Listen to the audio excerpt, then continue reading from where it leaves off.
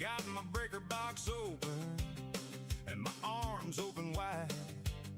I cleaned out the panel, I'm up to code. I'm just one little switch from a full electric load. So I'm calling on the one who can make it all right, the keeper of the kilowatts, the boss of the light. Hey baby, I'm ready, hook me up, pour the power in my cup. Even though the rates are high and the FAC makes me see all why. I'll pay it, I'll sign it, I'll do what it takes. Just flip my meter, Betty, for goodness sakes. Hey Betty, I'm ready, hook me up. I dream about ice cubes, I dream about cold air. A ceiling fan spinning is my favorite prayer. Now Betty does the budget, she balances the books, but I'd trade my whole paycheck for a couple of good looks. Add a glowing light bulb, a humming AC. Betty, sweet Betty, won't you do it for me? Cause the bill's gonna sting and I know that it's true. But darling, I'll pay it if the power comes through. Hey Betty, I'm ready, hook me up, pour the power in my cup. Even though the rates are high and the FAC makes me see our why. I'll pay it, I'll sign it, I'll do what it takes. Just flip my meter, Betty, for goodness sakes. Hey Betty, I'm ready, hook me up.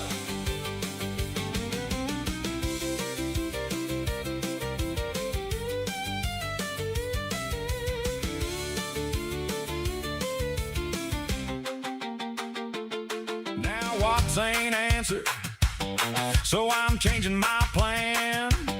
If the man won't do it, maybe the money woman can. Betty holds a checkbook, Betty holds a key. Betty run the numbers and then run them to me. Hey Betty, I'm ready, hook me up.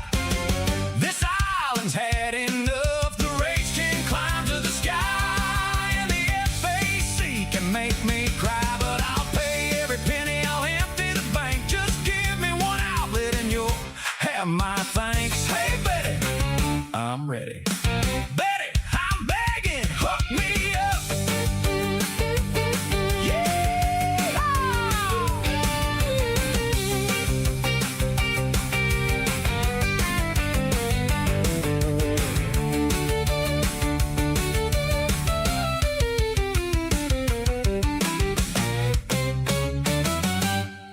All right, good morning, Marianas. It is 7:34 here on a Wednesday. It is hump day, and it is also a wild one today. Yeah, there's Transformer starts coming in there in the background. Good morning, everybody. We're going to be talking about what is going on over there. Well, you're going to find out quite a bit here, and you're going to find out about it pretty soon. We have been noticing this. We have been checking this stuff out, and my goodness, we're going to be on the phone with the folks from National Weather Service because we got an official update from the folks at National Weather Service. Just came in as we were setting up the show this morning. We got the official announcement that this storm has turned into a little bit of a banger. Tropical cyclone formation alert was issued while we were doing this. And so we are going to bring you this. So here, let me get you a couple of things here. This is stuff that came in from the National Weather Service just this morning, and even know that he is not supposed to be working today. Landon Islet, our man, myth, the legend over there in Guam with the National Weather Service, was putting this stuff together. And speaking of putting it together, we have been putting together our weather update for you from the good folks over at AK Atkins Kroll, an In-Shape company. They are the ones who are bringing you your weather today and every day, now that they are one of our newest sponsors. So thank you, Atkins Kroll Toyota. We love you guys. And Lexus, by the way. They're home of great vehicles. And you know what's even better than that? The service. It's outstanding. But let's start talking about this weather that's making its way here now that we have the official warning from the folks over at the National Weather Service. You're looking at it on the screen right now, and I'm going to be looking at it here in just a second too. But this is on our social media stuff and on the website, nminewsservice.com. The formation alert was issued. Cyclone could pass the Marianas Sunday to Monday. The rate for the Joint Typhoon Warning Center raised the odds to high, likely a tropical depression within the next 24 hours, and the passage over the Marianas would be somewhere between July 5th and 6th. Right now, it's a pretty wide berth. It says just south of Guam, all the way to north of Pagan. That's only about a 400-mile window, or give or take, maybe 350, call it that. Anyway, forecasters say it's not clear exactly where 95W will pass or what the intensity is going to be, but there are more than 4 days and a lot of distance for the storm to shift and evolve. There's no tropical cyclone watch or warning in effect, and everyone in the Marianas should watch closely and prepare. So pay attention. The formation alert came out. This is the weather alert, and we're going to give those guys over there in Guam a call. Now, I don't think I would normally call Landon, but we talked to him yesterday, and we heard everything that he's going on. I didn't think he was actually going to be working today. But turns out this guy just can't stop. So what we're going to do, we're going to try at least calling the regular weather line that we've got for National Weather Service. And so that's what we're going to do right now. So just sit tight and let's see who we get on the phone. National Weather Service Guam, this is Paul. Hi, Paul. This is Brad Rosala with Good Morning Marianas on the NMI News Service here in Saipan. How are you? Oh, pretty good, Brad. How are you doing?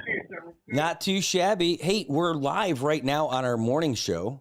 And I think, is this the first time we've had you on the show? I think it might be, yeah. Well, welcome. Welcome to the show, Paul. Paul, what's your last name? Stenko, Paul Stenko. I'm a senior forecaster. All right. Well, thanks so much. Thanks for doing everything that you guys do over there. It looks like it just got a little bit busier. Yeah, it sure has. It's been a busy year already, and it's getting started. Could you give us an idea of what happened? We just got that email alert from you guys. It was 7:09 about a formation and all that. Can you kind of give us an update on what's happening? Okay, as the circulation that we've been tracking in the Marshall Islands continues to organize, the Joint Typhoon Warning Center has just issued a tropical cyclone formation alert, meaning they expect to have a warned tropical depression within the next 24 hours, and it could be less. Wow. And so that's that went from just being that nice little meandering storm that with possibilities to it actually looks like it's going to start to actually turn into something. It has been, but yeah, it's going to continue to do so. All right. So what do you think we're looking at over here right now? Is it still too early to tell? Well, a lot of the tracks, they're clustering from between Guam and Pagan. And so, unfortunately, you know what's kind of right in the center of all that. Oh, yeah. Yeah, Saipan. Yeah, that's great news. Really excited about that. Anywhere from Pagan's pretty far away. Guam's about 120 miles away. Pagan's about 200 miles away. So everywhere in between there, that's a pretty big cone of uncertainty. It's not even a typhoon yet or anything, right? Yeah, and actually, once it strengthened a little, it would become more certain that cone will shrink. Okay, and so now the alert that we got from the Weather Service was that the possible passage is Sunday or Monday? Yep, those are the most likely times, between Sunday morning and Monday evening. Okay, well, what is it still too early to predict what kind of winds you think we might have by that time? Right now, it's still a little too early. When they actually issue that warning, that will call in all the extra resources, and that's when we can start to really take a look at that. So later today, we should be able to get you a first glance at what wind speeds you might actually be looking at. Okay. I'm not looking for the exact time. I'm not saying 7:05, but do you have like an idea, like what time you think we'll be hearing from you guys later? Like after The lunch, warning early they're evening? probably putting out is probably going to be for 1 o'clock this afternoon. That's our guess. Okay, so about 1 o'clock this afternoon, we'll have a little bit better idea of what this thing is doing. Hey, so Paul, when you're doing stuff like this, can you like maybe let us see a little bit behind the curtain? What are you guys looking for in the next like 5-6 hours from now? We've got a few things we look at. First is if it's close enough to any land areas, which can be really tricky out here, we'll look at pressure readings and see if the pressures are falling. And we also look at the satellite images, and we are familiar with what they tend to look like when they're developing. And we'll also look at wind readings. Again, those are mostly tied to land stations. However, they did recently come up with something called scatterometer, where you can actually get wind readings from the ocean. And so that's neat. How does that work? They scan the waves on the ocean with passive microwave sensors. Oh my gosh. So they use microwaves that are already bouncing around. They don't actually emit microwaves. They just use microwaves that were already bouncing around out there. No kidding. And they can get roughness readings of the water. And when they get enough of those roughness readings, that starts to tell them how high the waves are, from which they can guess how high the winds are. Wow. And that's just, again, passive stuff. So like if communications companies have communicating through microwaves and it ends up bleeding off other places, these sensors pick stuff like that up and get that kind of data off of it? They might be able to do that, or from the sun. No kidding. Yeah. That's incredible. All right. Well, so we'll be watching that kind of stuff. We've got, we get to speak with Landon all the time. I know that today's not going to be one of his days where he's going to be working all that much. But when he's not available, we end up usually calling you guys, and then we end up seeing like some of the stuff that you guys use, like some of the tools that you use and all that stuff. And one of the things that we see is like that the Himawari satellite. And it's really interesting to watch that thing. I mean, are there other things that you're actually watching aside from those models? Well, we do look at the model data too, and if it's within radar range, we look at the radar. Wow. All right. Well, good stuff. All right, Paul. So we're going to try and check on you guys in a few hours. Hopefully we'll see what you guys got for us like around 1 o'clock, and hopefully it's all good news. Yeah, I hope so, Brad. Because I hear you guys are still having to try to clean up from Senlaku, and that's no good. Yeah, we are definitely not having fun with that. And a lot of us, speaking of us, me, we do not have power yet. Yep. So we're still hanging out and waiting for all that stuff. We'll be happy when it does get here. All right. Well, I'll send up hopes and wishes that happens sooner rather than later. Yeah, I'm with you. Well, let's see what happens in the next 4 days with this storm. All right. Well, yep. Paul Stanko, senior forecaster with the National Weather Service. Thanks so much for taking the time to give us an update on what's going on. Oh, you bet, Brad, and half a day to everyone there in Saipan also. All right. Hey, thank you. Have a great day. Oh, what's that? And it's almost Liberation Day, so happy Liberation Day to all of you. Yes, it is indeed. Hopefully this doesn't spoil it for us. But yeah, thanks for that. Hey, wait, how long have you been in Guam, Paul? I've been here for 25 years. Yeah. No kidding. Where are you from? Originally from Colorado. No kidding. Well, you definitely know your Saipan, Tinian, and Rhoda if you know your Liberation Day. So that's great. You've probably been covering it, like giving people what Liberation Day weather reports. Well, every once in a while, and so it eventually stuck in there that it's also 4th of July. Yeah, that's it. Awesome.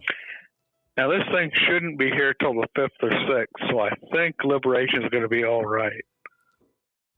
Well, that is music to our ears. We certainly hope so. We're looking forward to having a little break from all this, and Liberation was going to be it. So I'm with you. I hope it's good for us too.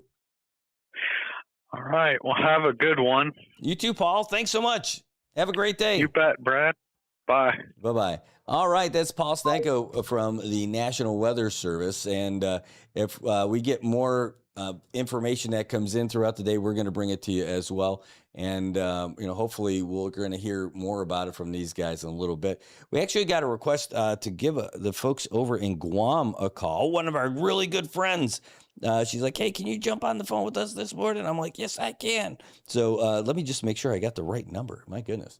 Hold on. I got to make sure I'm going to see it. Yeah, I'm just scrolling up. So we're talking about Patty Arroyo, our friend over there at the Wave. I know it's like 105.1 is the number, I think. But hold on, looking for the number. It should be so easy because we just spoke with her. There it is. Got it. All right. We're going to give her a call and see if that's not exactly what she's looking at, too. Yeah, and if you guys want to call her show, you can. It's 922-1052. We are all over the place. I'm not sure if they've got weather in mind, but we'll see what they've got for us.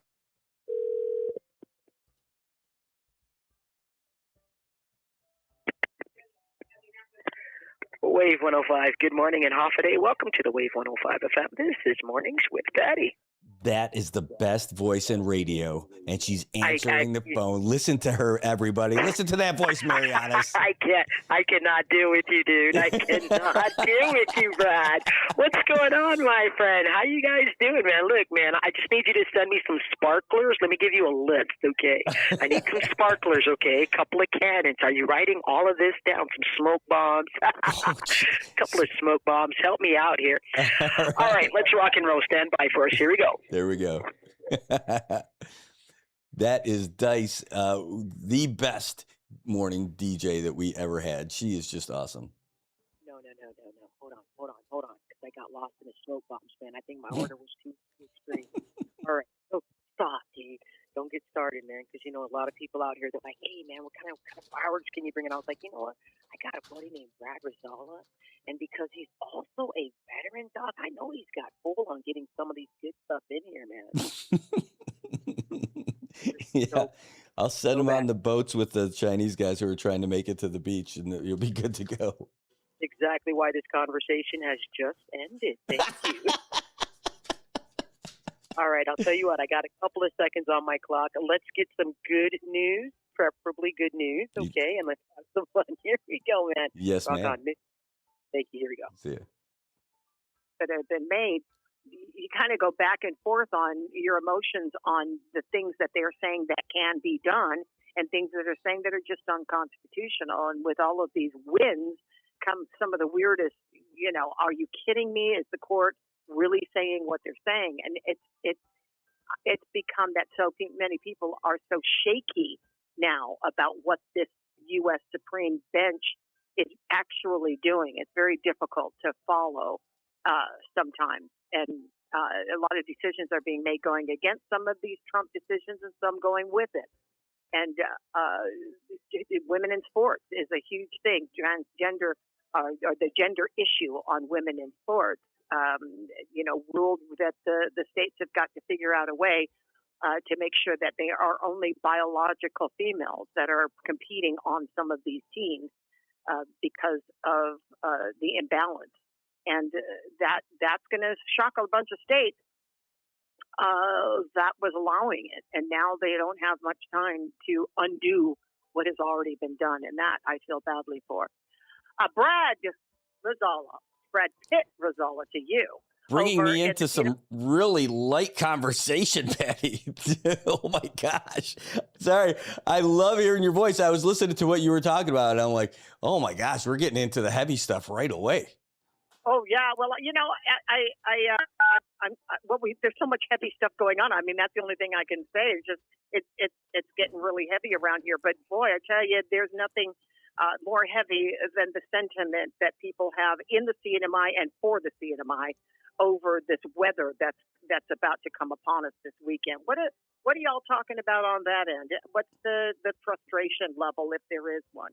Well, I'll tell you what, everybody, if they hadn't been one before, everyone has spent the night at a Holiday Inn Express last night and has become a meteorologist from watching all the apps. You pick an app, you name it. If it's colorful, it's scary. And so everybody is glued to it. But, all kidding aside, we are watching all of this. We just got that weather alert this morning from National Weather Service because Joint Typhoon Warning Center, said, hey, it's now high for development, and we're looking at likely passage over the Marianas on Sunday or Monday. Now, what is that going to look like? Not sure yet. We just got off the phone with Paul Stanko from National Weather Service, and he said that we're looking at the big likely region is just south of Guam to just north of Pagan. My goodness, that's like 400 miles. So it could be anywhere, but it looks like no matter where it goes, everybody out here is going to get some wind and some rain. Just not sure how strong that wind is going to be. And hopefully, if whatever it is, it just keeps going and passes through instead of parking and camping for a little while like the last one. So this morning at 7 o'clock, and I guess you got the latest news that 95W, we are under Invest 95W, is over eastern Micronesia. A tropical cyclone formation alert has been issued, and any other weather statements that we're talking about for Pohnpei, Koshrai, Majuro. Residents across Guam and CNMI, stay tuned, watch closely, be prepared is what the latest says. But there's been some gradual development in eastern Micronesia with a broad cyclonic flow extending well north and south. We all know these terms, right? You say these terms in a sentence, and everybody's ears perked up. And I am not surprised that anybody between Guam and mostly in the CNMI have become forecasters because the instinct is there.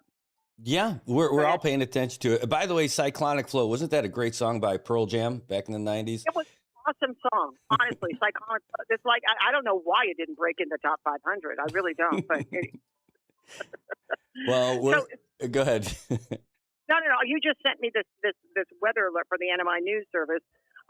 Your status is TCFA issued, odds raised to high. Is that how you're doing it? That's pretty cool. Yeah, that's it. It's like Vegas. That's it. Okay. But that's what they gave us. So we just kind of put it together. So I just sent you our little news graphic so you could see exactly what we were looking at, and how we process it. And that's up on our social media. That's up on our website along with the story about it. Yeah, and that's good to know. He did say this morning, we talked to Landon Eidlin, and he did say this morning that a tropical depression is likely to be called, in the next several hours. So true to the statement, it happened around 7 o'clock this morning. What are you guys doing? I mean, what do you prepare for when you already don't have anything? That's a great question. I can tell you because I don't have power at my house yet. So. No. And my family's also gone on vacation without me. I'll catch up to them. Don't worry. But in the meantime, I used to be able to bank on them taking care of a lot of that stuff while we're knocking all this stuff out. So what are we going to do? We're going to keep watching everything. In fact, sitting off to my left, I could see we have our director for Homeland Security Emergency Management. He's going to be coming on with us after the call, and we're going to hear more from them about what Saipan and Tinian and Rhoda are going to do to prepare for this. In the meantime, you've got, depending on what the winds are going to be, we've still got like 4 figures worth of people living in tents here in Saipan. Their everythings are in one of these FEMA tents. And when we go back to 8 years ago, I still remember sitting in the Emergency Operations Center as the governor or lieutenant governor at the time was getting all the department heads and getting everyone together to say, hey, we got to reopen up the shelters. So we got to flatten these tents, put them away, and then get them set back up. And they had to do this multiple times. And what they ended up doing was really it was a great exercise for everybody. Thankfully, we didn't get hit again after U2 in the immediate aftermath. But these guys had to set up and drop tents. And the last time, there's no way you can drop that many tents that fast. It's not like it's an empty tent. These are where everybody's belongings are. And where are they going to put those also? So there's so much to consider with all this that it's hard to prepare. So we're going to find out what those are instead of just figuring, taking a guess. I mean, I got some ideas, but I think we're going to find out more about this storm from what Paul was telling us. We're going to find out more around 1 o'clock, and we'll find out if there's going to be a next tier warning, and that's going to give us a lot of directions. Fortunately for us, that we have a lot of resources on the ground right now. There's still like thousands of cases of water that are here. So in the event that we end up losing it, then we got that. The other thing I would hope that, like CUC, our utilities corporation, you've got your GPA and your Guam Water Works. We're all rolled up to one in CUC. We did some things differently leading up to Sinlaku that ran counter to what we had found out that the best practices were.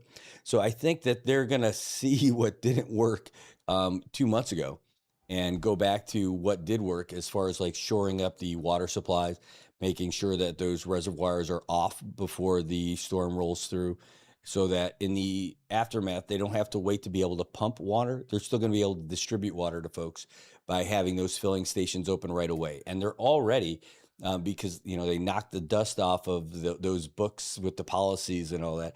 They already know where the filling stations are. They know what works, and they're going to be able to put that together. So in the event that calamity does ensue, at least we got a better way to bounce back, and hopefully we're not too far back, like all the way back. So if anything terrible does happen, at least it won't be too far down for us and too much of a hill to recover. At least I hope.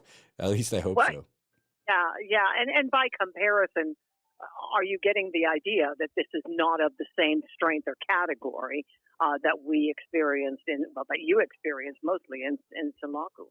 Well, I didn't stay in the Holiday Express last night, so I'm not sure. But I did the same thing. I became a amateur meteorologist, which gets me no credits at no university.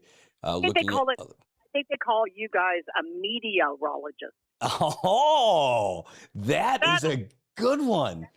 That I wish I could take credit for it, but that's actually regurgitated. And these are people who are really not meteorologists, but they act like them, and they fetch an audience because they're so animated and so much more, I guess, entertaining than Paul Stanko and Landon Idlet, right? So, yeah. Hold on. Meteorologist. I'm sending that to Landon right now. I love that. Yeah, I got that from him. Oh, really? I keep asking to repeat it because I think what was happening in Sinlaku, what they were very frustrated about was the competing, online or YouTubers or TikTokers that were fetching these large audiences because they were providing sexy forecasts. And so they had all of the bells and the whistles and all of the colors. So they were drawing these crowds. And so people were referring to the information that they were getting from these meteorologists and ignoring what was happening on the National Weather Service. And he made the point that the National Weather Service is the only authority that can make warnings and watches and send out all of this information alerts and things like that. So you may be hearing like the sexy version of devastation and all of that, but you're not hearing that there are actually warnings and watches associated with it. So people, it's a miscommunication. On Guam, though, maybe not so much of a big deal. We all opine about everything, but we know where to go when the chips are down, right? We know we're trying to survive, right? So we're going to go with the government to tell us what these warnings are. But anyway, meteorologists, those are what they're called, and I'm glad you're one of them. Yeah. Well, we also followed those guys too because it was fun, and then we had one of them. By the way, one of those guys who's doing that weather stuff, Paul Spetta. He was on our show, and here's the cool thing: he's from the Buffalo, New York area also. I couldn't believe it. I'm like, no way! You got to be kidding me. Well done. How cool was that? You guys were able to swap childhood stories about living in the hood. Oh, yeah, that's it. That was us. We were gangsters, rolling, cruising down the street in my 6'4". That's right. It was good stuff. I won't do the rest of that song, but it's a good one. But anyway, we're going to get real good info on this storm probably around 1 o'clock today when they put out their next update. As far as the local stuff that we've got, again, we've got Clement Bermudez, Special Director for the Homeland Security Emergency Management on deck. So he's going to give us a real game plan here, what to do. Then he's also going to do a whole bunch of push-ups. He said that he's going to do for everyone. I'm just watching him laugh for that one. And we're going to see what happens. I'll tell you what, though, I won't lie. Over the past couple of months, every time the wind has picked up and rattled those shutters and rattled that little piece of curled up tin that we got on our little porch, I have definitely had those little PTSD moments like, geez, come on. I don't want that. And I'm not looking forward to it. But here's what I do know. The people of the Marianas are remarkable. What we're going to do for each other, no matter what happens, is going to be great. The support that we get from folks from all around the world has been amazing and inspiring. People who've never even been here reached out and did fundraisers. I spoke with someone just last night whose niece had never been here. She's out there in California. She's tomorrow, but she's never been out here, and she has no ties to Saipan. She did a fundraiser just last weekend, just for folks who are out here. It's an incredible community that we got, and no matter what happens in the next week, we're going to get through it, and we'll be fine. But it's going to suck probably for a little bit. We'll see how it works. Well, I mean, and Dice was reminding me this morning that it's your Liberation Day on July 4th. And yes. So, about what have there been any plans canceled or anything like that? So because this warning just came out at 7:09 this morning, I don't think that they've made any decisions yet. I haven't received the email for it yet. I'll put it that way. Okay. And in our little Facebook group WhatsApp group for the Joint Information Center, nothing's come out about that yet. But we're going to hear about it. I'm sure we're going to hear stuff from the mayor's office. Usually, what they end up doing, they've been crushing to try to make this thing work, but they don't want anybody to be in harm's way to spoil anything. So they'll probably act out of, precaution, but I think they might, slow drag it a little bit to see what really happens in the next day or so. Well, we obviously wish and hope and pray that nothing will happen in the next several days. We're always thinking of y'all up there. Brad, are you leaving anytime soon on vacation? Are you hightailing it out of there before this starts? Or are you in there for the haul? So I'm supposed to next week, later in the week, but and that's what I'm mulling. So if it turns into something, you roll through all the things. Like if it was something nasty that really got us and it damaged the airport, of course, you can't go anywhere. So that's it, and you just do it. And then what's the job? The job isn't leaving when it's like this. It's staying and getting us through all that stuff. And so I was prepping Kathy for it. I'm like, babe, if something happens, I don't think I can go. We're going to see. So we'll see. That's it. I wouldn't leave before it. I wouldn't want to miss. It would be, plus the story would be something significant too about like who gets hit with 2 of these things within like 3 months. So, you know, I want to be a part of that recovery too, you know, like being part of here. It's part of that. I was there, you know, I was a part of that. You know, we were there, we got through it together. So no matter like what political party you're in, like who you're cheering for, whatever, just watching everybody, you know, there's no picking sides. The side is here and everybody working together. It's something powerful. So I wouldn't leave for that. I'm going to take that bite and like put it on an epitaph or a T-shirt or something. Babe, heads up. My job. Hey, Brad, always good, brother, to talk to you. I hope that you go on vacation and take some time away, and all the things that we wish for the great people of the CNMI. We do appreciate you being on the air as frequently as you are on this case. I am watching you. You look real. I like your fit. Your little muscles are showing very nicely on the. Said hello to Josh Wise. I haven't seen him in ages, and he just said hello on there. So he said he misses you. Good. Yeah, I see that. Send Piggy. Okay. I appreciate this, Brad. Have a wonderful weekend and happy liberation to the CNMI. Hey, thanks. And shout outs to Dice. I'm telling you, whenever she answers the phone, I am instantly brought back to like the golden age of great radio shows in the morning in the CNMI when I got to hear her so entertaining, like amazing, like engaging with the folks who are on there, the jokes, the everything. Love hearing Dice. Love hearing Dice. You guys got both of our superstars with Dice and Jojo Camacho over there. He's not even in radio anymore, but that guy's still amazing.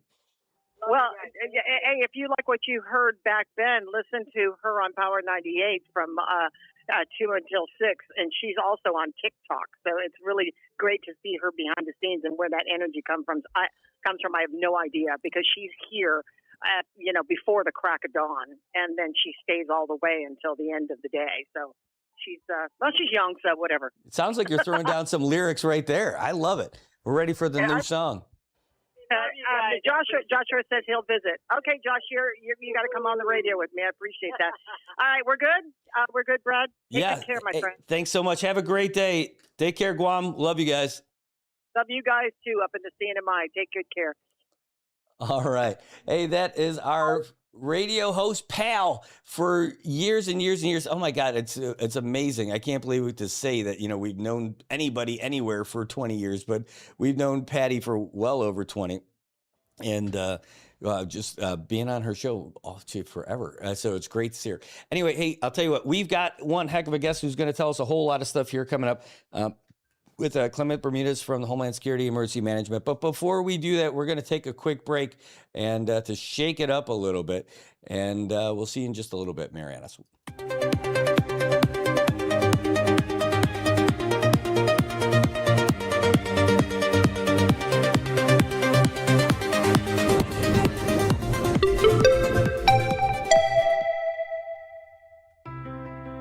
If you think girls and women's equality matter, stand up. If girls and women's sports matter, and you want your daughters to have the same opportunity you had, stand up. If you know that it isn't fair or safe to allow males to compete in girls' sports, because it's, obvious, stand up. Don't be cowed by people who call you a bigot. You're not a bigot. Don't let men tell us how to be good girls. Don't let others tell you just need to be quiet. Sit down. Be nice. It's not nice to further a lie. It's not mean to believe in women's equality. We deserve our own sports, privacy, fairness, safety. We deserve a chance to compete and win. So don't be nice. Don't be careful. Be honest. Be brave. Fight for women. We've come too far to give up now. And if you agree with that, stand up and stand with us.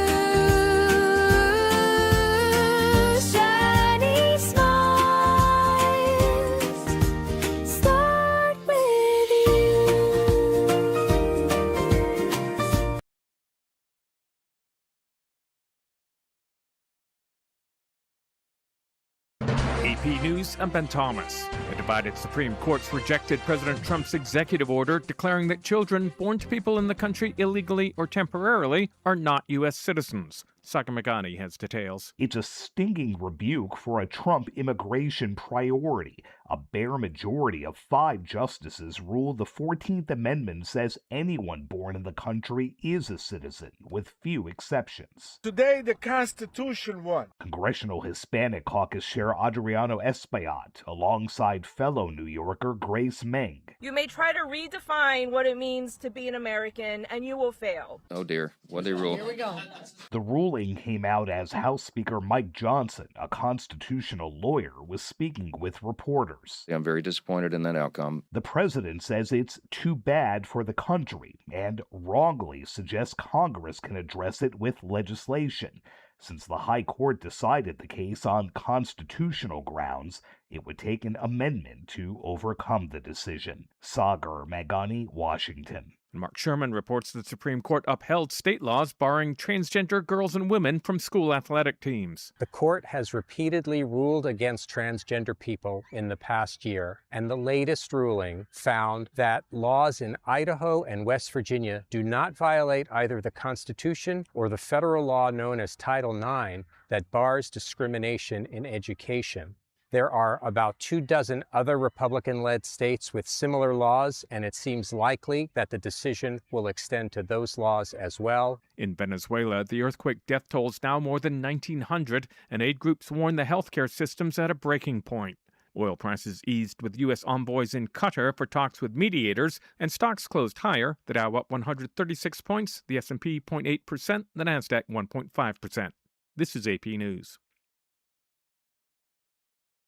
Online frauds become one of the world's most profitable criminal industries. An Associated Press frontline investigation found American technology is being used to power the revolution. In one case, Elon Musk's satellite internet service, Starlink, is the #1 internet service provider in Myanmar, including to scam centers. Eric Hines for the International Justice Mission. As these compounds get pushed further inward from the Thai border, the local providers in Myanmar become less reliable and aren't able to handle all the bandwidth that you would need to run a large-scale scam operation. So other ways to connect to the internet become more important. Chris Kalousis fell victim to a scam that cost him $400,000. I worked my whole life for that, and in 6 weeks, it's mostly gone. He says American tech companies need to do more to protect people from getting scammed. I'm Haya Pinjwani. There's more news at apnews.com. I'm Ben Thomas. Thanks for listening.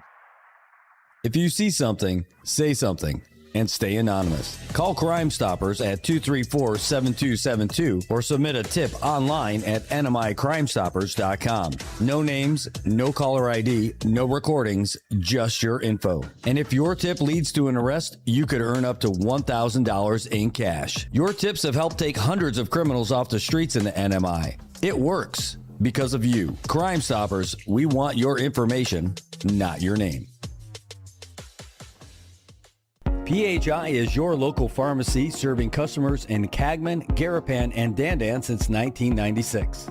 Shop PHI Pharmacy for all your prescriptions, and we even offer a large line of multivitamin supplements. Our Dandan location is open weekdays from 8 to 6 and 8 to 4 on weekends. Or visit our Garapan and Cagman locations weekdays from 8 to 6 and 8 to 1 on Saturdays. Check us out online at phipharmacy.com or follow us on Facebook. PHI is a locally owned independent community Health Mart pharmacy. Health Mart, taking the time to listen and care.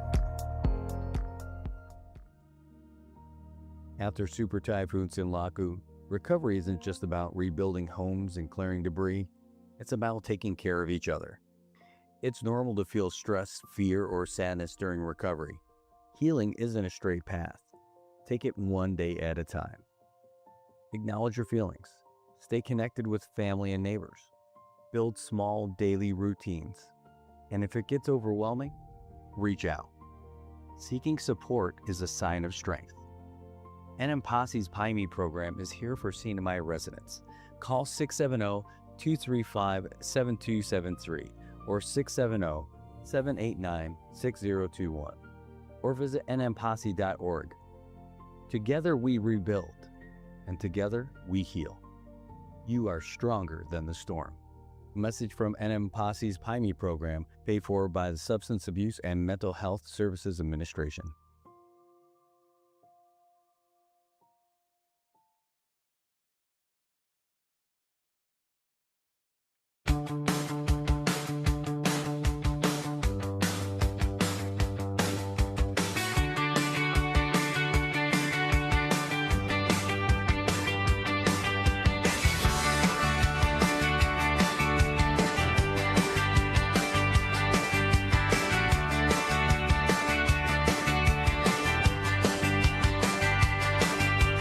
Emma said to Pete, let's build a dream. From the waves and the stars and the sunbeam gleam. 1,000 hands, 1,000 arms.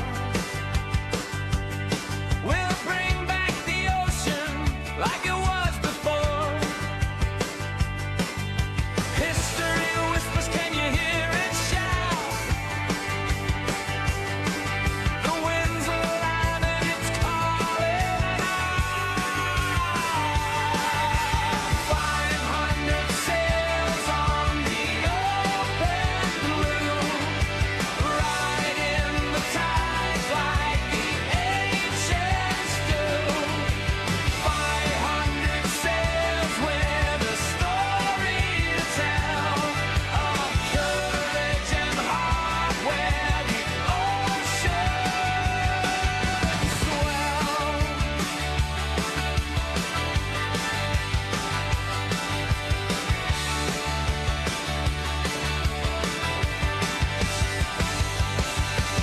He laughed loud, said count me in.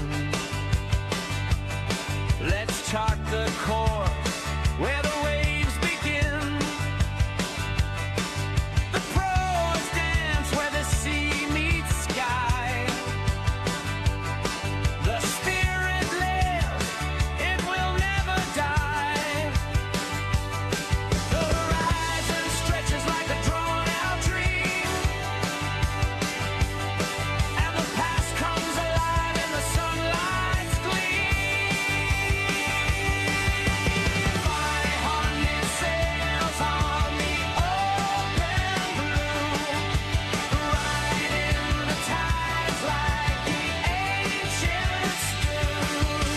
500 sails with a story to tell of courage and heart where the oceans swell.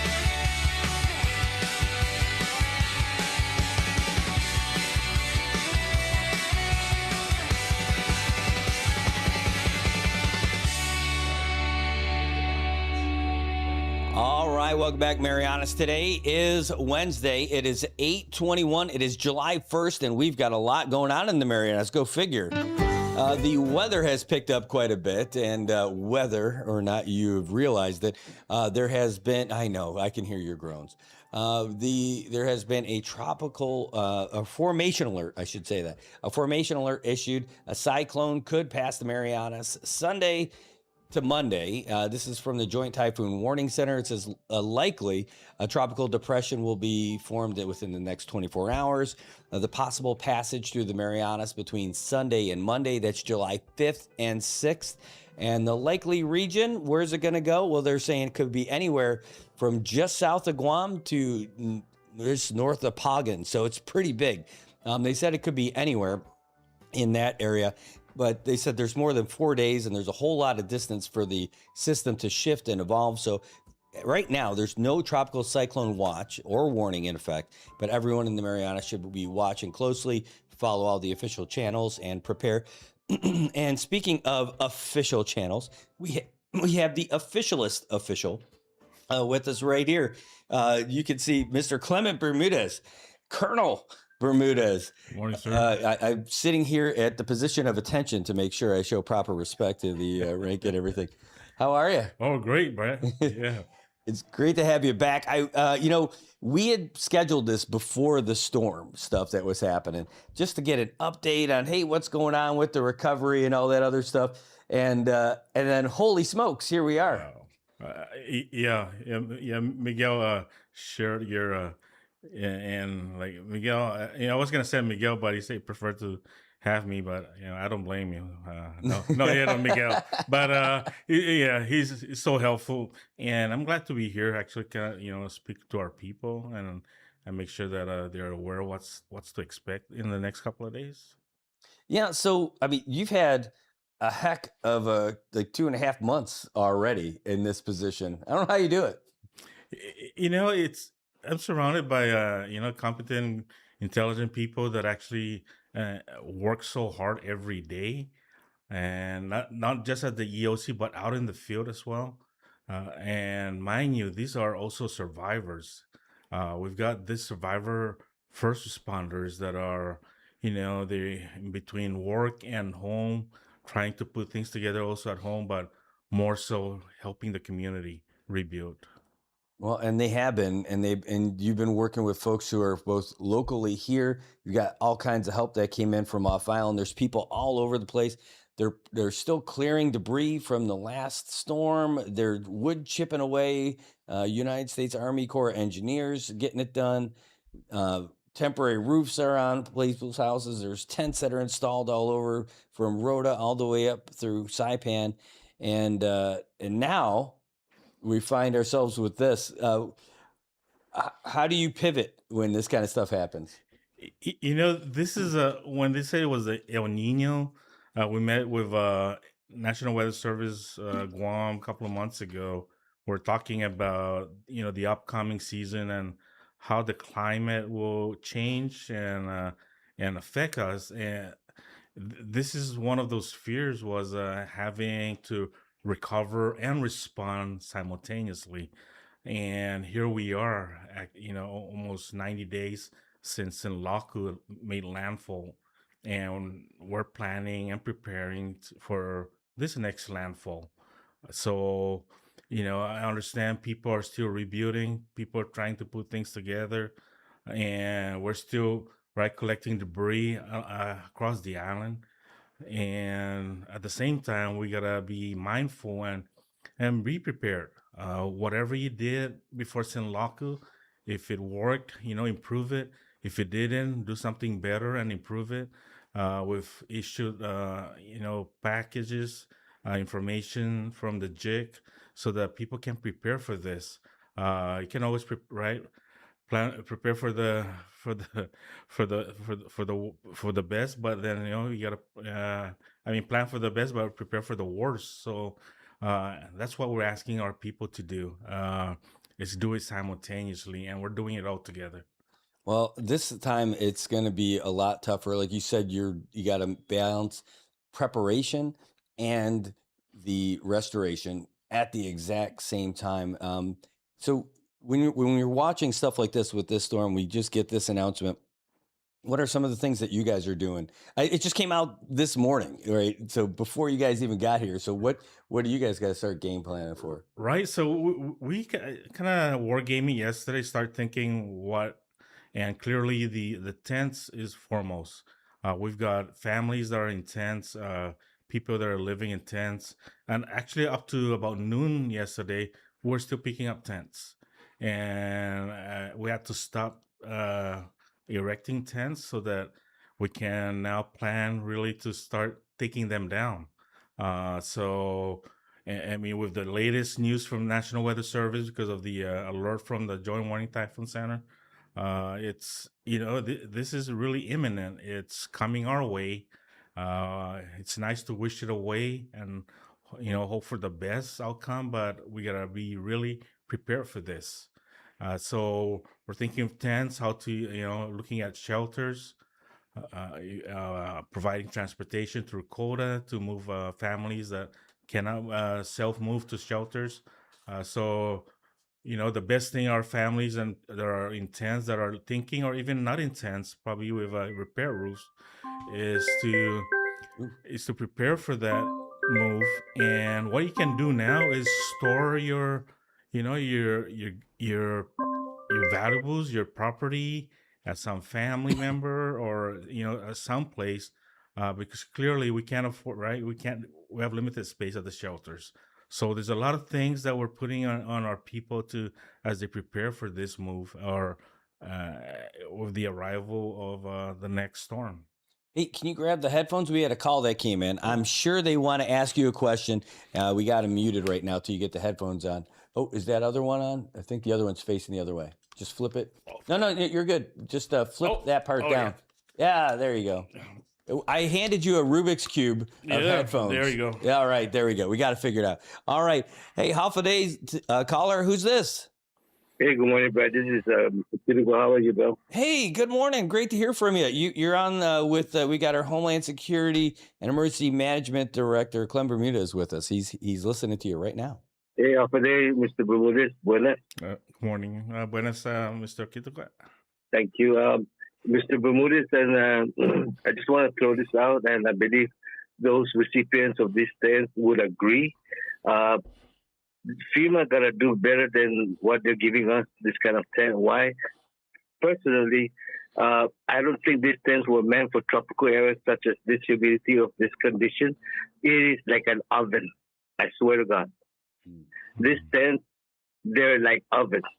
Go around and ask, because literally I see a lot of people using it for like dryer. They put clothespins in it or bunch of the floor. Honestly, it is that hot. It gets clothes dry so fast. I mean, I thought, way back they have that military canvas type waterproof tents, those are the ones I believe is meant for this kind of tropical conditions environmentally, because why put people in there just to suffer more, especially if they do not have access to hook up a portable air conditioner in there? Even though you put it in there, it's still hot by the middle of the afternoon.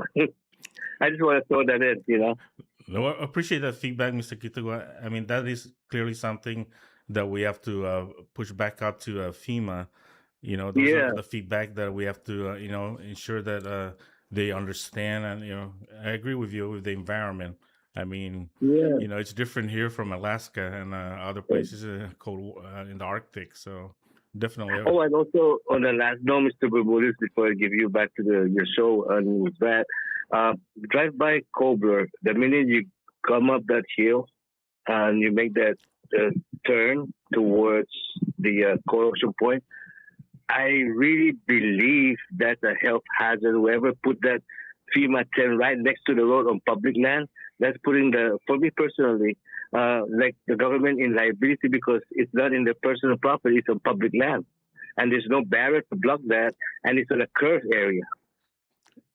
Right. Definitely, Mr. Kituga, that has been something that we articulated back as when we looked into it, and our DFEMs, which is actually erecting tents, they swear up and down that was not one of their projects. So we're getting to the bottom of this back to FEMA so that they can relocate this, because I mean, it's people that are living in there, and I agree, it's a road hazard.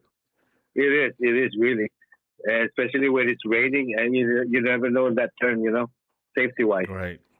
Wow. Well, thank you, sir. And Brad, thank you for having me on your show. Have a day again, brother. Hey, thanks for calling. Really appreciate it. No problem.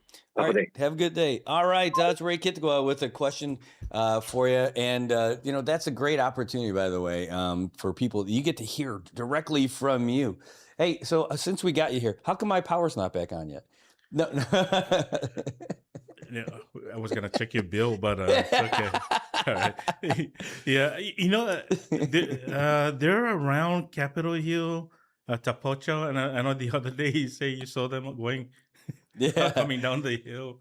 Yeah, yeah. So I'm not quite sure on your specific area. I've got. I'm really just patches, kidding. Like, I'm not putting you on the spot about the power for my house. I promise you, I'm not. I know. I know what's going on. I know eventually they'll get there, and we'll get there. They're whether it's a supply thing or whatever, but those guys will get up there. They'll get up there on that spot, and I'll be happy when they do. But they were close. Oh man, I'm like, I would love to keep them here. Come on, I'll hook you up. What do you want? I'll buy steaks for all of you. I will make them, and you'll love it. And I thought you were gonna make friends with GPA, but and I thought I was. I thought it was pretty cool. The crew is on a mission. I think they shared that with you. I don't want to jump ahead of anybody. I just want to get it. That's it. When it gets to my time and I can celebrate, hooray, and hopefully it'll be like in the next couple days, because it would be a lot more fun to have power if this thing's happening than not. And then just in time, right? I have not been able to run the air conditioner at my place. So everybody who's talking about it, I know, I got that feeling. There's no air con. I have only run the generator once in the last 2.5 weeks because I don't use it a whole lot. I have a battery fan. So I got my DeWalt battery over there charging. So I have a small fan that works out great. And so I got just enough. I got water and I got that. But man, I really want that refrigerator to work. You got the wind up there too, probably. Oh yeah, it's a little bit cooler up there, but during the day, it's a little bit hotter. It is definitely hot up there. Right, but, exposed up there. Hey, so you guys, are you waiting on finding out what happens before you start talking to people about dealing with tents? No, actually, so we've got a confirmation. As part of the ongoing communication with the National Weather Service this afternoon. And immediately after that, we'll issue whatever watch or warning that may have. But more importantly, we'll issue guidance to the community. We issued the first one related to this developing, system yesterday, reminding people to prepare and to start planning on how we're going to respond to this. So we'll put out more information, which clearly will include the taking down of tents for people, and we got to prioritize that, right, with people with disabilities or any functional needs that or the elderly that may need help. Mm-hmm. So, but I know they're developing a little video on how to put it down so that people can actually watch it, so that a tutorial. Yeah, so that we got to help people because they may be panicking right now. We don't want that panic to spread. But if you're antsy about this next storm, spend probably 2-3 minutes looking at the tutorial, like you said. I remember those tents going up. I didn't follow the tent installations this time, but 8 years ago I did. Same tents. So it's not a one-person job. So I know that they had teams of people doing it, and that made it a lot easier. When they're dropping the tents this time, is it something where they have to completely disassemble it, or can they just take those supporting legs out and drop it down and anchor it? Right. Because, those are staked really well down to the ground. Probably about 2 feet worth of stake down into the ground to hold it down, right? So the challenge will be pulling out the stake. So clearly, removing the stake is not an option. So the best thing we could do is reduce the silhouette, right? So that down to the ground, closer to the ground, so that wind right? The wind will just pass through. We'll try to get to everybody, but realistically, that's the challenge we will have. So I'm soliciting from the people that are neighbors to help your neighbor, help them, with the reducing the tent down to as far down as they could go, because clearly it's a different, right? There's a challenge to the tent. So we'll be forming teams to send them out, dispatch them out throughout the island, so that to make sure that they can help people that first definitely need the help. Like I said, the elderly and those with physical challenges and disabilities, and then those that are seeking also shelters. So the other thing is you had all this army of volunteers, that BOAD and all that other stuff. Maybe they can make their way and start volunteering sometime. Maybe that could be like one of the projects. I know we got a bunch of the guys from Project Buddy Check who are out there helping folks out and everything. Maybe that becomes part of that next mission. But they got to get trained up on how to do that stuff too. Right. And our firefighters, Department of Fire and Emergency Management Services, I mean, they're quick. I mean, they're easily do this. They do their own in-house training, and they're, easily could train our own, right, volunteers from the VOAD. Or I know some veterans are out there looking for something to do in the day. They'll volunteer also. So once we organize this and develop the plan, and may actually finalize the plan, we'll issue that out. Canvas people that want to help volunteer and help our community, because that would be the most effective way to do this. Wow, I imagine you're going to have a busy next 4 or 5 days, at least.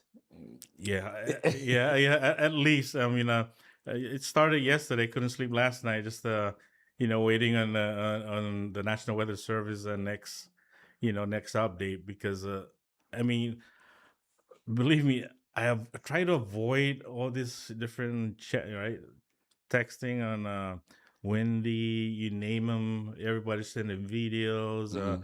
Right, I heard you earlier saying, yeah, we've got an island full of meteorologists right now, but please listen to the official releases.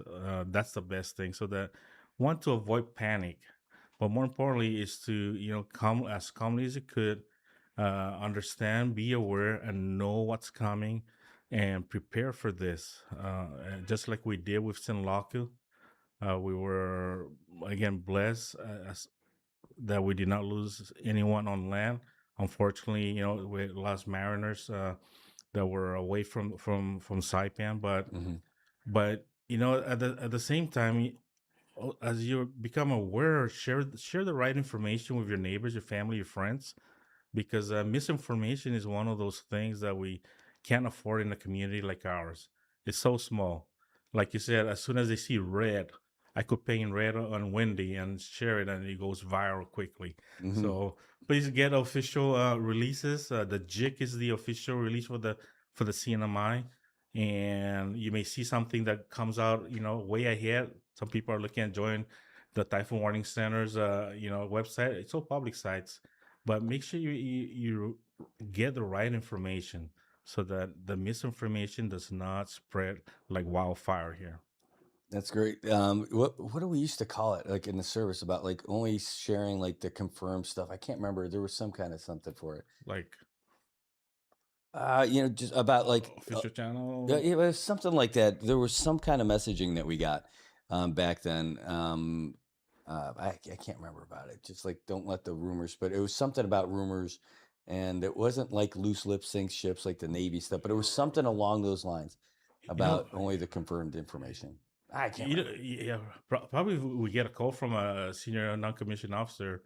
Oh yeah, right, yeah, because that's usually right on our formation, where there's a safety brief formation on a Friday or something, telling our troops to get the right information, especially during weekends when they're up and away.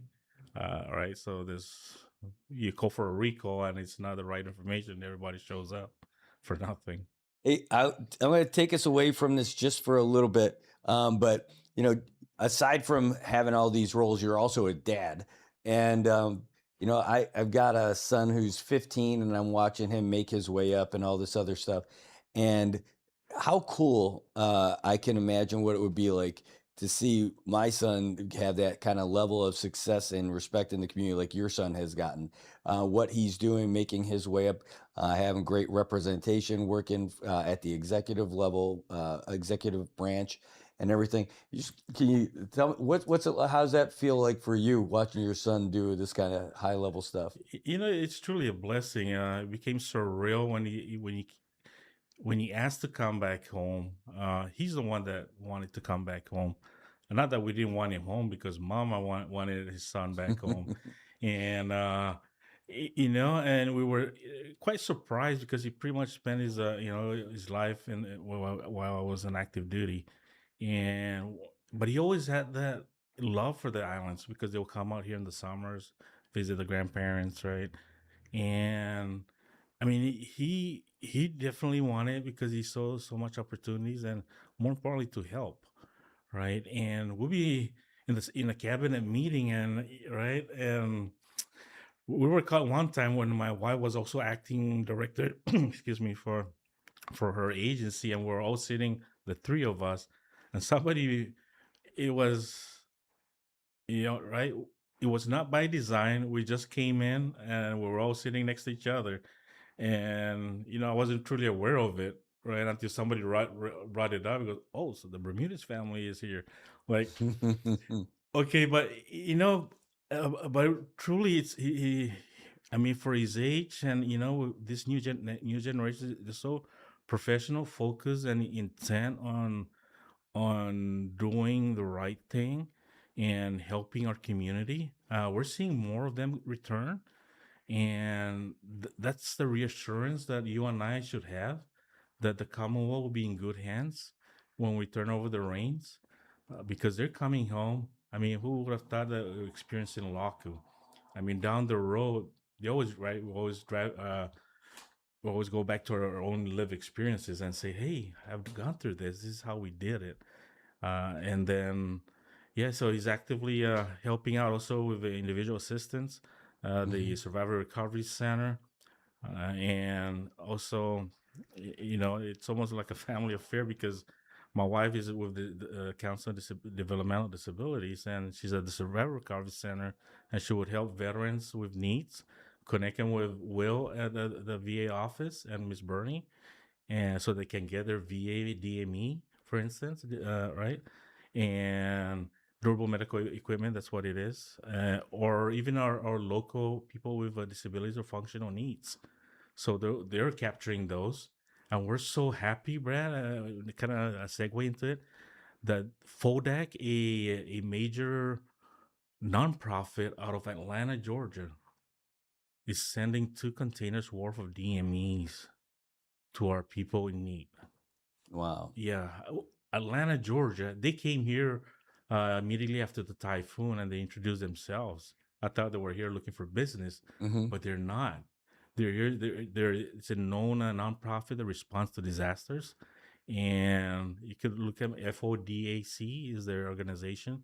And I thought when they left that that was it, but they continue to make the connection and say, "Hey, we're sending it," and so we're expecting it soon, and we're excited for our people that have been waiting on it, because there's a wait list on it. As we capture them at the Survivor Recovery Center, or they call in saying whether my CPAP is down, things like that, right? Or my cane, right? Something happened to it, damage during the typhoon. My power wheelchair don't work anymore. So we're excited. I mean, we're really spreading our wings and capturing people that may have fallen through the to the cracks of government service, but we're catching up to them, and we're ensuring that everybody gets the opportunity to either apply for FEMA or SBA, or get the support and have their needs met by the government and with the support of FEMA. So that's great. That's great. Well, I'll tell you what, you and your wife raised a fine young man in CJ, and just great to see him. And that's just kind of cool to see people come back and do great stuff. Yes, sir. We're gonna be in good hands, and we're gonna have to follow you guys all day today in the next few days. So, any shout outs before we get you out of here? Yes, I'm the VOADs that are out there. They're still here, and the government and other agencies, including FEMA, our federal partners, and the military. As you know, they're demobilizing. We'll see what remains because of the upcoming impending typhoon. But really, it's the other government agencies and the private sector here that came around and chipped in one way or another. So really, it's the power of the whole community as we recover and potentially respond at the same time. So yeah, just be calm, be patient, and please listen and follow official channels as we progress through the weekend and enjoy the Liberation Weekend. All right. And how many push-ups do you want to do before you leave? Probably I'll do 51 and you do the remaining 49. Yeah, Yeah, let's do it. All right. Thanks, brother. All right. Hey, thanks for being here. That is our special assistant for the director for Homeland Security Emergency Management, Clement Bermudez. And now you know what's going on. We're going to keep you up to date with everything that's happening the whole time throughout the day. We'll have more updates coming. We're not leaving. We have another guest coming up here in just a moment. So we're going to take a real quick break. When we come back, we'll have more Good Morning Marianas for you right after this.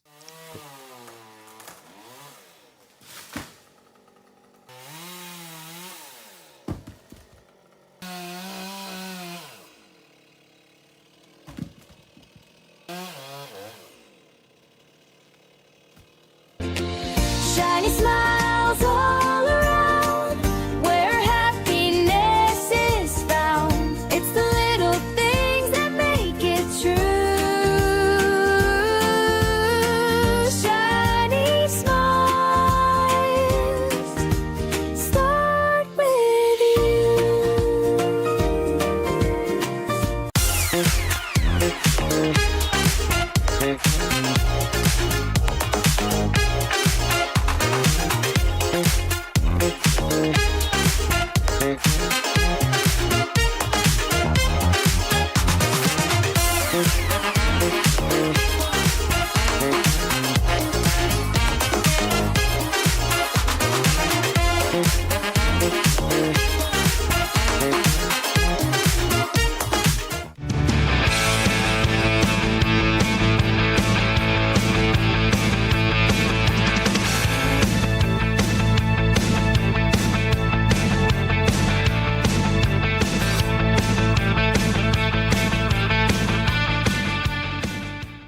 They're friends and neighbors, sons, fathers. They're little league coaches and veterans.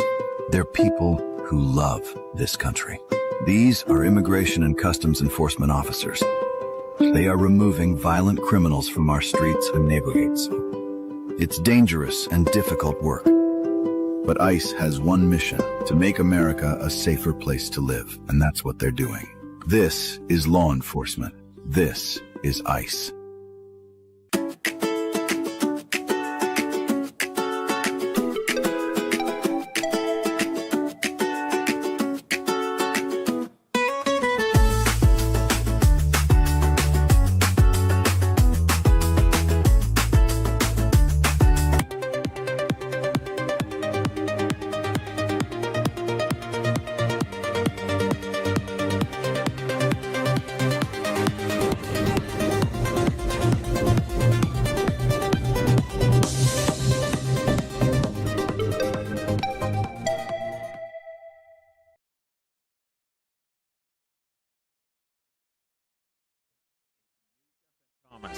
The Supreme Court's wrapped up its term with another setback for President Trump. Mark Sherman reports the justices rejected his executive order on birthright citizenship. That would have denied citizenship to children born to mothers who are in the country illegally or temporarily.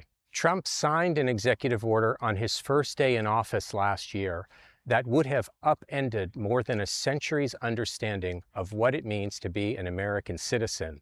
And Sagar Magani reports there was also another setback for transgender people. The High Court upheld laws in Idaho and Rescue West teams in Virginia barring Rescue teams in transgender girls Venezuela and freeing a women from school athletic teams. The conservative majority says the laws do not violate either the Constitution or Title IX, which prohibits sex discrimination in education. The decision seems likely to extend to more than 24 other GOP-led states with similar bans. The Supreme Court has repeatedly ruled against transgender Americans the past year, and President Trump was surprised that this case even got to the High Court. I mean, could you imagine 20 years ago talking about men playing in women's sports? They'd think you're crazy. The ruling does not resolve lawsuits challenging laws and regulations in other states that let transgender athletes compete consistent with their gender identity. Sagar Magani, Washington. Rescue teams in Venezuela freeing a 21-year-old from under a collapsed building after he was trapped for 106 hours. But aid groups warn the healthcare system is at a breaking point nearly a week after two powerful earthquakes hit the country.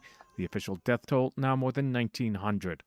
U.S. envoys Steve Witkoff and Jared Kushner have arrived in Qatar for meetings with mediators on ending the Iran war. And Serena Williams returned to singles competition at Wimbledon, losing her first-round match to Australian Maya Joint, a woman less than half her age. This is AP News.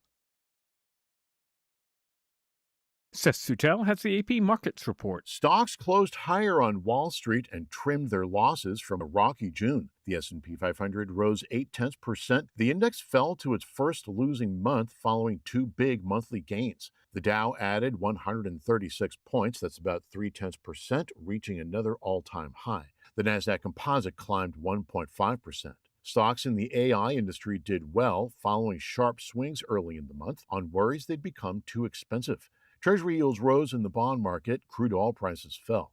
Stocks rose across most of Europe and Asia. The Japanese yen fell near a 40-year low against the U.S. dollar. Seth Sutel, New York. Job openings stayed at a surprisingly strong 7.6 million in May, and consumer confidence has ticked higher, but the Conference Board's index remains mostly negative by historical standards. There's more news at apnews.com. I'm Ben Thomas. Thanks for listening.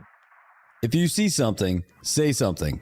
And stay anonymous. Call Crime Stoppers at 234-7272 or submit a tip online at nmicrimestoppers.com. No names, no caller ID, no recordings, just your info. And if your tip leads to an arrest, you could earn up to $1,000 in cash. Your tips have helped take hundreds of criminals off the streets in the NMI. It works because of you. Crime Stoppers, we want your information, not your name.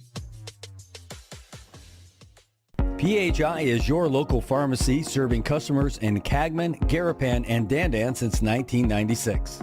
Shop PHI Pharmacy for all your prescriptions, and we even offer a large line of multivitamin supplements. Our Dandan location is open weekdays from 8 to 6 and 8 to 4 on weekends. Or visit our Garapan and Cagman locations weekdays from 8 to 6 and 8 to 1 on Saturdays. Check us out online at phipharmacy.com or follow us on Facebook. PHI is a locally owned independent community Health Mart pharmacy. Health Mart, taking the time to listen and care.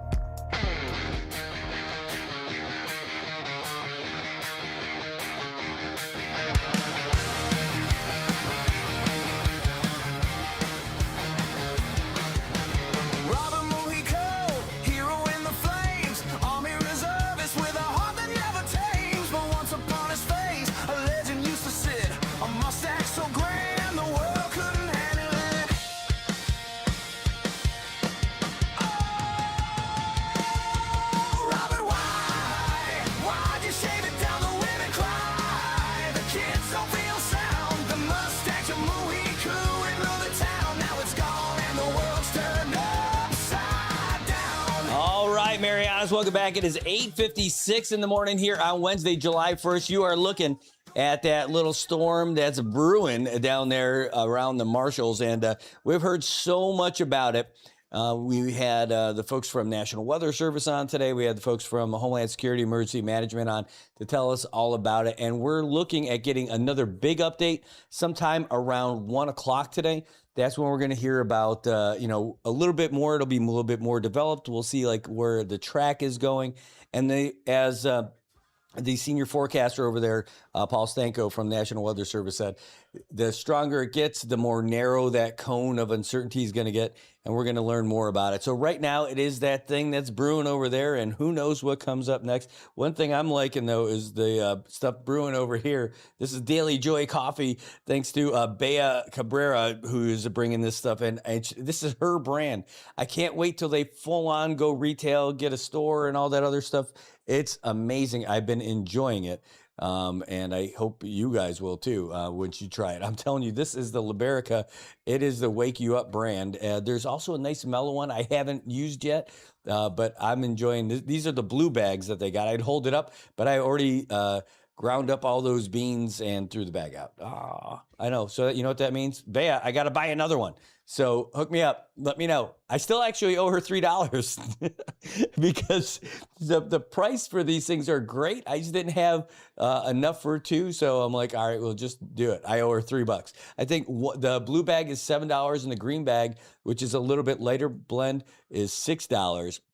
And I only had a 10 spot on me. So now I got to get a couple more of those blues. We'll be good to go. It sounds like we're talking about something other than coffee, but we're not. It is awesome. Anyway, hey, we're having a good time in here talking about other stuff. We're still talking about the recovery from the last storm, and while we're now preparing for whatever's coming our way. But we've got someone with us in studio that's been doing a lot of great stuff in the community throughout the whole time. And he's also a friend of mine. The guy's a great runner. He's a soccer player. He's a lyricist.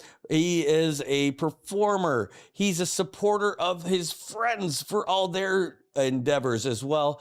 And but he's been doing a lot of cleanup stuff around Saipan, doing what he can to give back in the aftermath of Sinlaku. And here he is with us in studio, Jordan Paradise. Yes, sir. Good morning. Great How's to it see going, you, Brad. Nice to see you. You know, always a pleasure. Man, it's great to have you in here. If you're in here, that means something cool is going to be happening in right? the Marianas. Yes, sir. I mean, we're out here in paradise. Of course, there's always something cool. You need something cool with the breeze, right? And it's kind of hot out here. Yeah, well, I have nothing cool at my house. There's no power, no ice cubes, no cold water. That's not cool. No, it is not. But something that is cool is the work you've been doing around. Yes, sir. And documenting it, not in your face stuff, but I love what you're doing. You're like putting in the work. Yeah, that's the thing. I didn't want to sit here and talk about it. I wanted to be about it and at least show that, you know. So it was a cool approach. But yeah, we've been running concerts and doing cool things, and we got another thing to share with you guys today too. So yeah.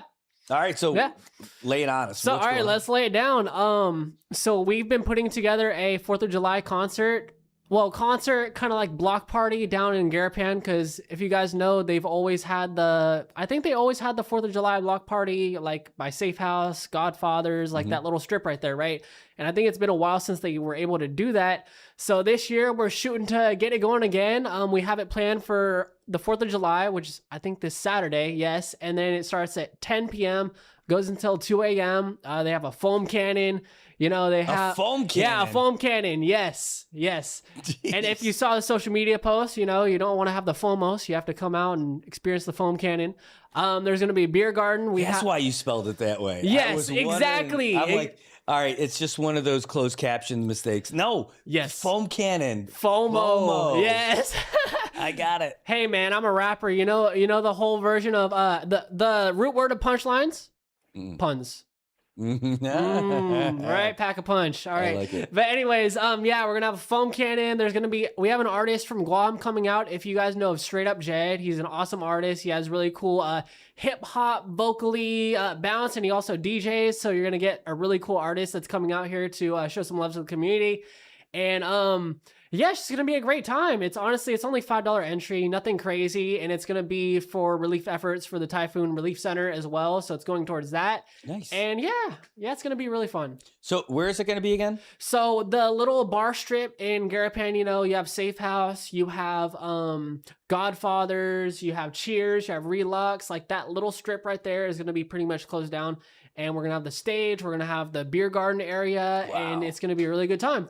So you must have a lot of folks jumping in to help you with this one. Yeah. So we have a lot of sponsors that we've actually acquired that just outpouring support for that on that end of it, which I want to shout them out later specifically. But yeah, the Typhoon Relief Center, they're really helping us. We kind of got brought into it because we've obviously been doing these relief concerts since 2 months ago, and they were like, "You want to help us do it?" And we're like, we can't back down from this, of course. So, yeah, we've been planning for a couple weeks, and yeah, it's here. That's awesome. Yeah, and I guess we should address the elephant in the room. There's a potential typhoon coming, so we're kind of moving with the flow of things, and there will be updates on as we're moving forward, if we're moving forward, how that's going. But right now, we're planning for it. We've been planning for it, so there's no reason to back down yet. That's great. Yeah. Well, and this thing's not looking till the 5th anyway. Yeah. So we're really praying on it. We're still moving forward, and we're staying enthusiastic. All right, let's talk about the stage. Are you still going to have Yorp doing the stage? Or so right now the stage is up in the air, right? We can move the stage. We already built the stage over there. We can disassemble, move over there. We're hoping to get a government stage or something. It's in the works. We're gonna put it together. We're even since the other relief concerts, we've always worked in small time frames. So we're gonna, this isn't new. I shouldn't say that too confidently, too boldly, but it's not new. We're just gonna do what we can and probably build another stage, most likely. I like it. Yeah. Well, I mean, is Team Yorp being in there the band that also builds stages? Yes. No, they've been doing it all. We've been kind of running things together. I knew since I wanted to do these things, I knew bringing them in, they know what to do. They've been running these shows kind of at their own space, and it was cool to work together. And we're still working together. Love it. Yeah. I love it. So I've seen some of the clips and everything like that. I didn't want to be the old guy at the club, but it all looked amazing. You should. Hey, I didn't mean you should, as you should be the old guy in the club, but there's all ages we had coming out to the first and the second concert. So it's not, but at least this one, obviously, there is a beer garden. It's in the bar district, so it's not really going to be as for the youth type thing. We have the area that's 21 and up. And the other area is just whoever shows up, they can show up and they don't even have to pay to be there. But yeah, so it's all ages. This one's more for the older crowd. So if you're going to be at Godfather, if you want to go Godfathers, you're right there. The stage is over here and it's going to be a great time. It's too loud outside. Let's go inside. We'll get some aircon and get you. No, yeah. You're great. So luckily we have the stage further down, not as close to the three, the main bars right there. So it's a little further down by Relux. So you'll have your there's going to be a lot of noise pollution from the bars in general. So we wanted to move it down further. So nice. So yeah. Well, dude. So are the bars involved? Are they helping jump in? They are. I mean, they're involved. We obviously had to get permission, and we were brought on. The idea initially came from Safe House from Rick, and we were like, no brainer. We want to help and do this, and we got support. We have everything we to move forward. We just need the weather to align, and we're good. Oh, well, it's exciting. Yeah. And, by the way, this block party idea is something we should do for every Super Bowl. Also, that's the right spot. Yeah. And we already have the sprint down there. Even World Cup finals. I mean, there's a lot of opportunity to do stuff like this, and that's really, for me, that's where I've seen a lack, and that's where we're trying to at least kind of start to finagle things in that we can do. So yeah. That's awesome, man. You've been doing some great stuff, and people even checking it in the comments. Connie right there saying, "Good morning, Jordan. Thank you for all that you do for cleaning up our beaches and around our island." Thank you, Connie. Yeah, I'm so happy whenever I do it. It doesn't even feel like work. It's just me serving the community and coming out here and doing what I feel like should be done. Well, you are, man. You're doing it. Bruce Camacho saying, "Hey, this block party concept is great for marketing MBA. It'll slowly entice folks to rent all those vacant spaces at the hotel street." Right? Hey, that'll give them a reason. Yeah. Definitely, I agree. I think it's an awesome idea. I love this idea. I definitely want to enjoy it. And people for sure are going to want to get behind this, man. I'm telling you, it's going to be great. Yeah, for sure.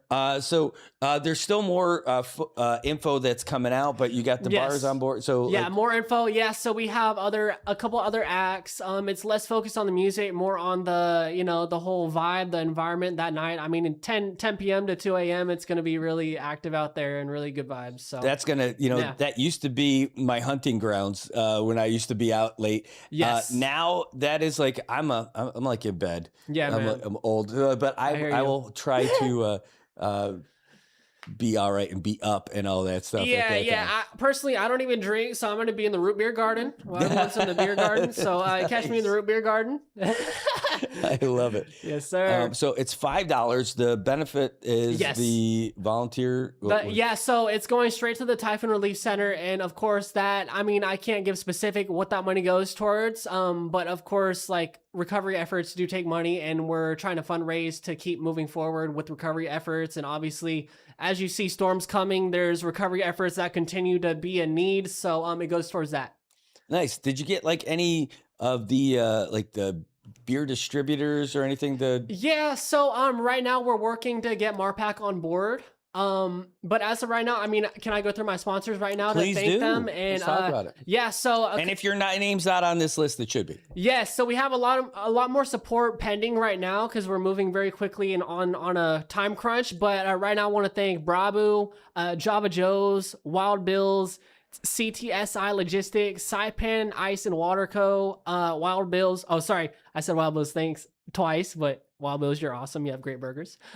Pacifica Insurance, Java Joe's, Turnkey Solutions, 670 Shop, Hagu Real, of course, and then Speaker Ed Villagomez and Representative TJ Manglona. Everyone who's making this happen, just want to say thank you guys. And it takes a community to come together and make these things work. So you guys are awesome, and more pending, So, and lastly, the Typhoon Relief Center for giving us this opportunity to be able to get involved and run something awesome for the community and the bars, Yeah, there's so many people to thank. I want to thank the community as a whole for all this, just showing up and, coming together. That's it.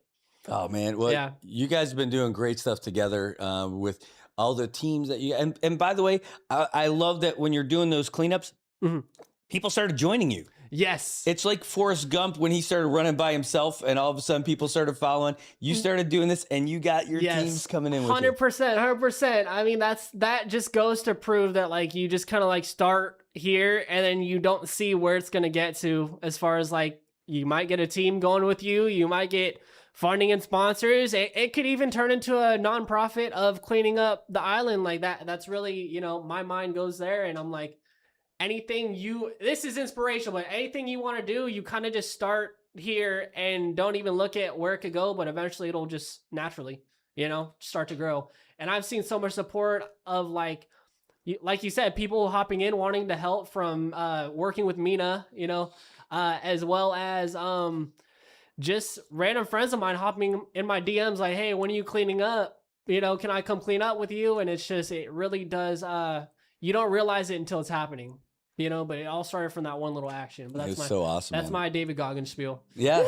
Hey, and it goes to a conversation I was just having with Daryl over in the background earlier today. I'm like, this is like finding Saipan is like my Goldilocks spot, right? It's not too hot, too cold, too big, too small. Like everything's perfect. But one of the things I love the most about it is how one person can make a real difference here in the community, and you're doing it, man. 100%. Yeah, and even I came on here to tell you about the fundraiser for the school supplies, right? And I've been kind of figuring out what to get for them, and I had my list, and with the donations we got, I've been able to get everything they needed, like literally, and it wasn't a huge amount. I mean, I think I raised $1,500, and that was enough to get everything they were lacking in. So that's another thank you. I want to thank everyone who supported cool that. Is that. But yeah, I have the school supplies on the way, coming in the mail, and they're gonna be set for the next school year. So God is good. That's all I want to say. Man, that is awesome. Yeah. Man. It's the power of this place. Yes. This place is so special, man. And 100%. And you're living it, and you're living proof of it too. 100%. It's paradise. It's paradise, baby. All right. Well, man, that's what we got for right now. Any shout outs? Like I said, I want to shout out all the sponsors. I'm not going to go through the list one more time, but everyone that's making this happen, coming together, the community, the performers, the audience, the bars, everyone that makes what we're able to do like happen for real for the community. You guys are very much appreciated, and we do it for you, to see things happen and see things lively. So thank you to everyone. Thank you to my parents for giving me the heart to do this stuff and not back down when we're hit with things like a storm or things, when there's obstacles, we try to jump over those obstacles, whether we jump and fall on our face or if we cleared that obstacle. So, yeah, shout out to everyone. That's awesome, man. Well, hey, we're going to take a break, then we're going to chat it up a little bit. But hey, want to say hi to everybody who's out there watching. We come back, we're going to get you some more headlines. Speaking of headlines, by the way, and you can hang out while we give this little promo. Right on. The headlines for today's broadcast are going to be brought to you by the good folks over at Marianas Integration. They've got a big event coming up. It's the Mentor Protege Program Indo-Pacific Workshops. They're in-person only and free for all attendees, hosted by NAPOA Standard and Global Resource Solutions in collaboration with Marianas Integrations and the Saipan Chamber of Commerce. What's going on? Well, it's going to happen on July 20th. It's on Monday from 7:30 in the morning to 3 p.m. at the Kensington Hall. There's all kinds of stuff going on. So what are the topics? Air Force Mentor Protege Program overviews, how it's going to start off. Then they're going to get into small business contracting opportunities, supplier development and capacity building, resources available to local and regional businesses, and networking opportunities with government and industry representatives. This workshop's designed for small businesses like yours, contractors, entrepreneurs, consultants, and organizations interested in expanding their participation in federal contracting and defense-related opportunities. Now, this is going to be on July 20th from 7:30 in the morning to 3 p.m. at the Kensington. Good news is it's free.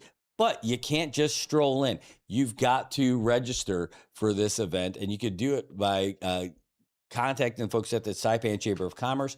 Number is 670-234-7150, or you could send an email to contact us at saipanchamber.org. There's all kinds of great info. Now, keep in mind, it is a private event.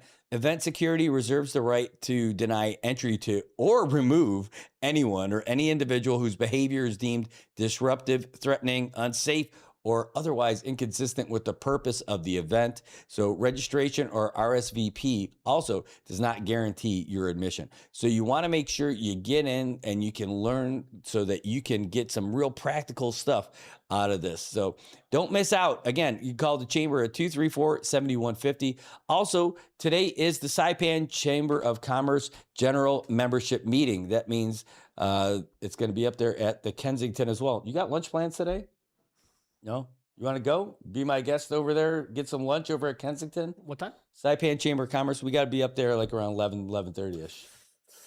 Okay. Yeah? All right, dude. We're going to go. Right on. We'll hang out together. Sounds All right. We'll tell everybody what you got going on. Hey, we're going to get you guys those headlines that we were just telling you about from the Associated Press, where they're coming up right now. Here you go.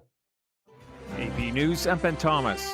The Supreme Court's issued its final rulings of this term. In one of the most anticipated cases, the justices struck down President Trump's executive order that would have denied citizenship to the children of people in the U.S. illegally or temporarily.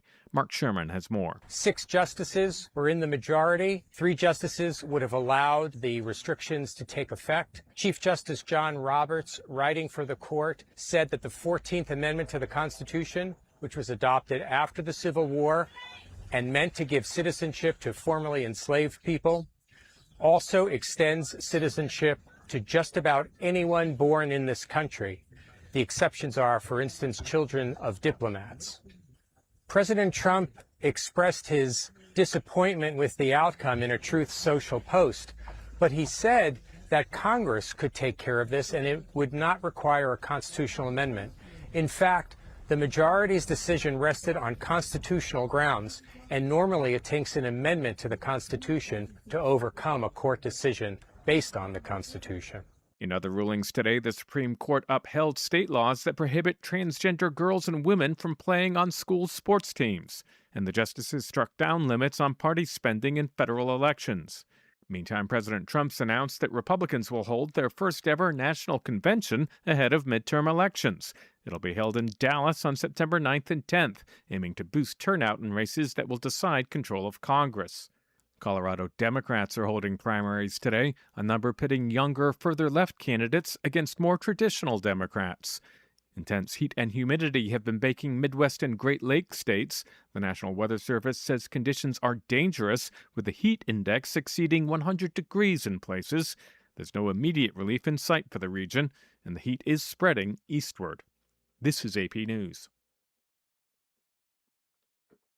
NBA free agency's open, and Sagar Magani reports LeBron James is on the move. The league's all-time leading scorer will move on after 8 seasons in L.A. Stop could be with his 4th different franchise. After starting in Cleveland, James made his famous decision, moving to Miami in 2010 and joining Dwayne Wade and Chris Bosh. The best opportunity to win. 2 titles later, he was back in Cleveland. Exciting for the fans, exciting for the city. And 4 years later, headed to Los Angeles, where a playoff loss last year led to retirement questions. I don't know. I don't have the answer to that. He was back in LA this year for a record 23rd season.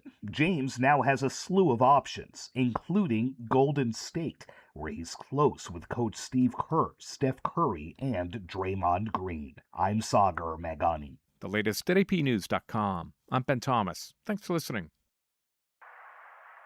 If you see something, say something, and stay anonymous. Call Crime Stoppers at 234-7272 or submit a tip online at nmicrimestoppers.com. No names, no caller ID, no recordings, just your info. And if your tip leads to an arrest, you could earn up to $1,000 in cash. Your tips have helped take hundreds of criminals off the streets in the NMI. It works because of you. Crime Stoppers, we want your information, not your name. PHI is your local pharmacy serving customers in Cagman, Garapan, and Dandan since 1996. Shop PHI Pharmacy for all your prescriptions, and we even offer a large line of multivitamin supplements. Our Dandan location is open weekdays from 8 to 6 and 8 to 4 on weekends. Or visit our Garapan and Cagman locations weekdays from 8 to 6 and 8 to 1 on Saturdays. Check us out online at phipharmacy.com or follow us on Facebook. PHI is a locally owned independent community Health Mart pharmacy. Health Mart, taking the time to listen and care. The bills make me wanna shout. Oh. Throw your hands up and shout. Throw your head back and shout. Come This on is it, now. baby. The bills are making it happen now. Stand up now, come on and shout. Hey, hey, hey, yeah. Say you will. Shout it right now, baby. Not everybody knows this song, Come on, but everybody from my hometown knows this song. And everybody who's come to play football in Buffalo knows this song. Whether you're on the team that wins from Buffalo or the other guys getting scored on. In fact, the guys getting scored on hate this song. I remember, hey, hey, hey, hey. Let's go Buffalo. Let's go Buffalo. The bills make me wanna shout. And the crowd goes wild. Good morning, Marianas. That is the song when the Bills score, whether it's a field goal or a touchdown. They do it at the start of the game to get people all fired up too. And getting what used to be 80,000 people in unison doing all that stuff was awesome. But now we're down to about 60 because the Bills are opening up a new stadium in Orchard Park. It's called Highmark, and they just opened it, gave tours, and it's going to be amazing. And why are we all buffaloed out right now? Because we've got Daryl Hart here, who's from Alden, just next door to my Lancaster, all the way back home. And he now lives here in Saipan. Daryl, welcome to the show. Thank you. Thank you, Brad. You are dressed appropriately. I am, but I do have a Bills shirt here, and actually, I have a more appropriate shirt, I think, for us. Yes. Especially after hearing that. There we go. All right. This is awesome. You know, so ladies and gentlemen, as Daryl Hart, he is a relatively new newcomer, new resident to the CNMI, and got to meet him from the show and everything. Anyway, welcome to the studio and everything. You got to see a little bit of the madness this morning. This is a really nice studio and a beautiful view you have. My God, the view is gorgeous. Who gets this? Right? Yeah, nobody. Like, if I had a spot on Lake Erie or something like that, I mean, like, I don't know. This is such a great place. Anyway, but yeah, you're right. Beautiful water. Yeah. Yeah. But We're talking about Buffalo. And unfortunately, I brought you donuts that weren't from Paula's Donuts, but almost as good and probably very good Winchell donuts I brought you today. Winchells are great. I do love them, but I'll tell you, one of the things I get every time I go back home. So I grew up, we were talking about this. It's so great, by the way, when you meet someone who's from the same town, same area. I mentioned that I worked for Tops when I was in high school. And when I worked for Tops, I always loved the donuts there because they made them fresh. Like they made the dough, they did everything. Now they get them, they make all the dough somewhere else, but they cook them at the store. But they used to make them right there in the bakery from scratch, and it's the peanut donuts that were the best for me. Yeah. And you're speaking of Tops, but really the great store in Buffalo is definitely Wegmans. I am a convert. Like I was not a Wegmans guy. I was store. 100% Tops all the way. Mm-hmm. Like, no, you Wegmans people, you're okay, but like I'm not a Wegmans guy. I think it was the last trip won me over. I'm 100% a Wegmans person now because it is amazing. The people there are happier. Like the attitude, the people who work at Tops are like, yeah, we like Wegmans better too. I mean, that's the attitude. Like it's just more welcoming. It's more friendly. I don't know where that comes from. If it starts from the top and filters its way down, but Tops by right around the corner supermarket was my loyalty all the way through until 2020. Maybe it was when I went back home in 21. I think that's about when I really fully became a Wegmans guy. Yeah, taking nothing away from Tops, they've got great stores and all of that, but Wegmans seems to just kick it up a notch, it seems. It is. There's nothing quite like it here, but what we got here is not terrible. You get to find it in different places. Like I know where I'm going. I call it the Saipan scavenger hunt when I go shopping. Yes. It's actually... And it's fun. It is. It's fun. So, you know what? So the neat thing is, you never know what little delicacy or something that you're going to find from back home. Right. And one of the things I was pretty stoked to find, Frank's hot sauce. I was just going to say that. Yeah. Frank's hot sauce. Unfortunately, I have not been able to locate any Weber's mustard, which I need to bring back when I go in October. Go back home in October. That would be it. I remember bringing back Chevettas for chicken and everything. Oh, man. But I think I'm a convert to some of the Finadeni stuff out here, as opposed to you got to try all that stuff. But some of the advantages here though too. Like I remember going and looking for like fresh tuna and wanting to do like some sashimi or something at the house to like make for the parents and friends coming over. And here you can buy fresh tuna for like $2 a pound.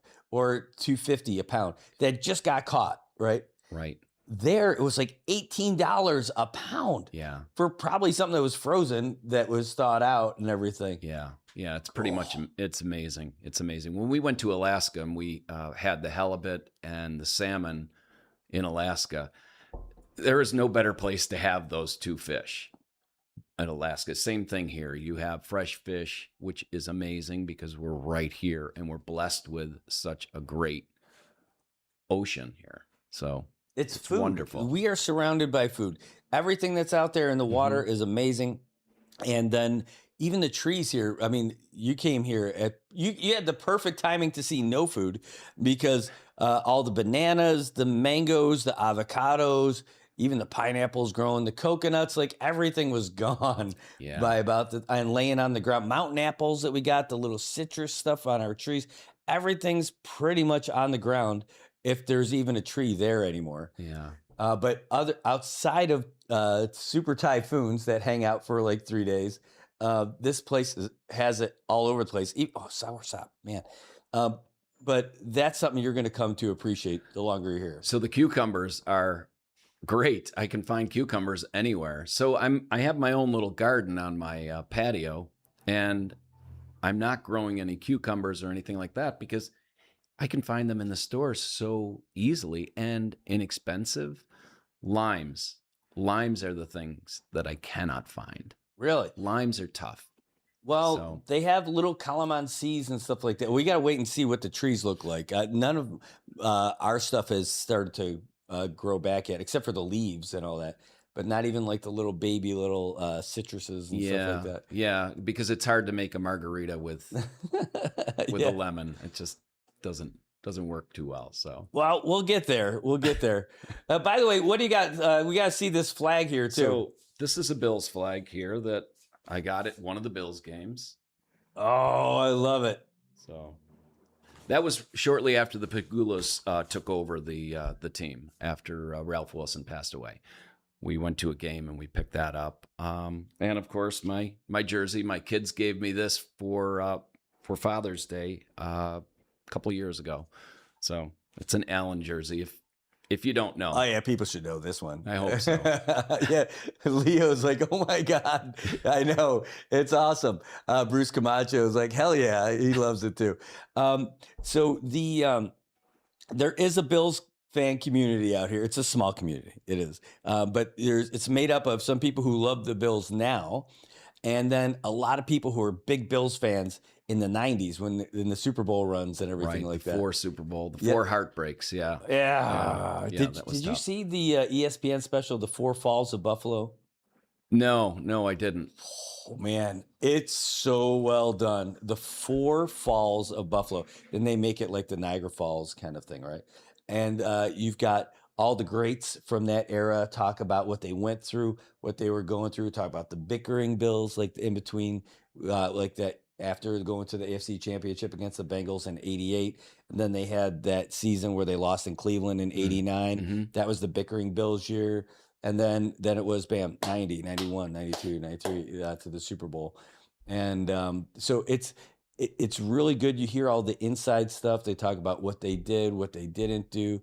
And then they talked about like the real inside stuff of like during the games and after the games and fighting through all that stuff and playing hard for each other and wanting to do it for the city. It's so well done. The city really comes together around the teams. And also, we can't leave out, sorry, the Sabres as well. So Yes. they did very well this year, so I'm pretty happy about that. But the town really comes together around the Bills, and really there should be a statue for Jim Kelly because he did so much for that town, and he still sticks around. He's still living in Buffalo. That's the best part. So like the city of Buffalo, people rally around people who want to stay and who love it, right? I mean, when people say, there's nothing there and, forget those guys, it's like, everyone will turn on you quick. But if you love the place, if you genuinely can get in and enjoy what it is to live there, like people will love you. That's like Josh Allen. Like I knew him right away when he was talking about like in one of his first press conferences when he first got signed, and he was talking about, someone asked him about like, how does it feel to be one of the teams playing in New York? He's like, you mean the team that plays in That's New York? right. I'm like, oh, That's right. Right. He's laying it down. People would say like upstate, he's like Western New York, all that stuff. Now, when I was growing up, the whole blue cheese ranch thing wasn't a big thing yet, like it is now. But he was already on that train. Like he is Buffalo. Yeah. Genuinely loves it, and you can feel it, you can see it, you can hear it from him talking about his want. Absolutely, he is a good representative of the area now. And speaking of which, Buffalo and loving Buffalo, and the biggest thing I think that the players come in contact with, obviously, is the fans, and the fans are dedicated fans, and the people in Buffalo in general are just really warm and friendly people, and they're the type of people that are going to shovel your driveway if you can't get out of your driveway.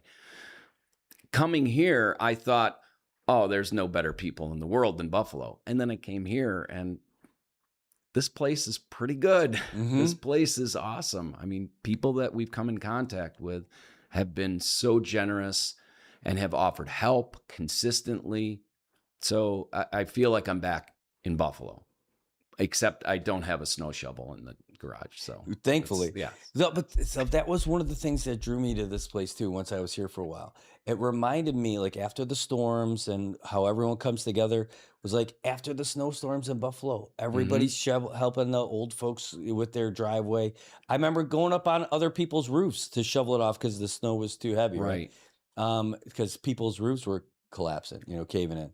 But that's here. Like, I know people helping each other with the driveways, and people who have businesses doing this stuff, not charging people, just going out there, cutting the trees that are in the middle of the street so people can get through, helping folks get out of their house with their driveways and all that stuff with the trees.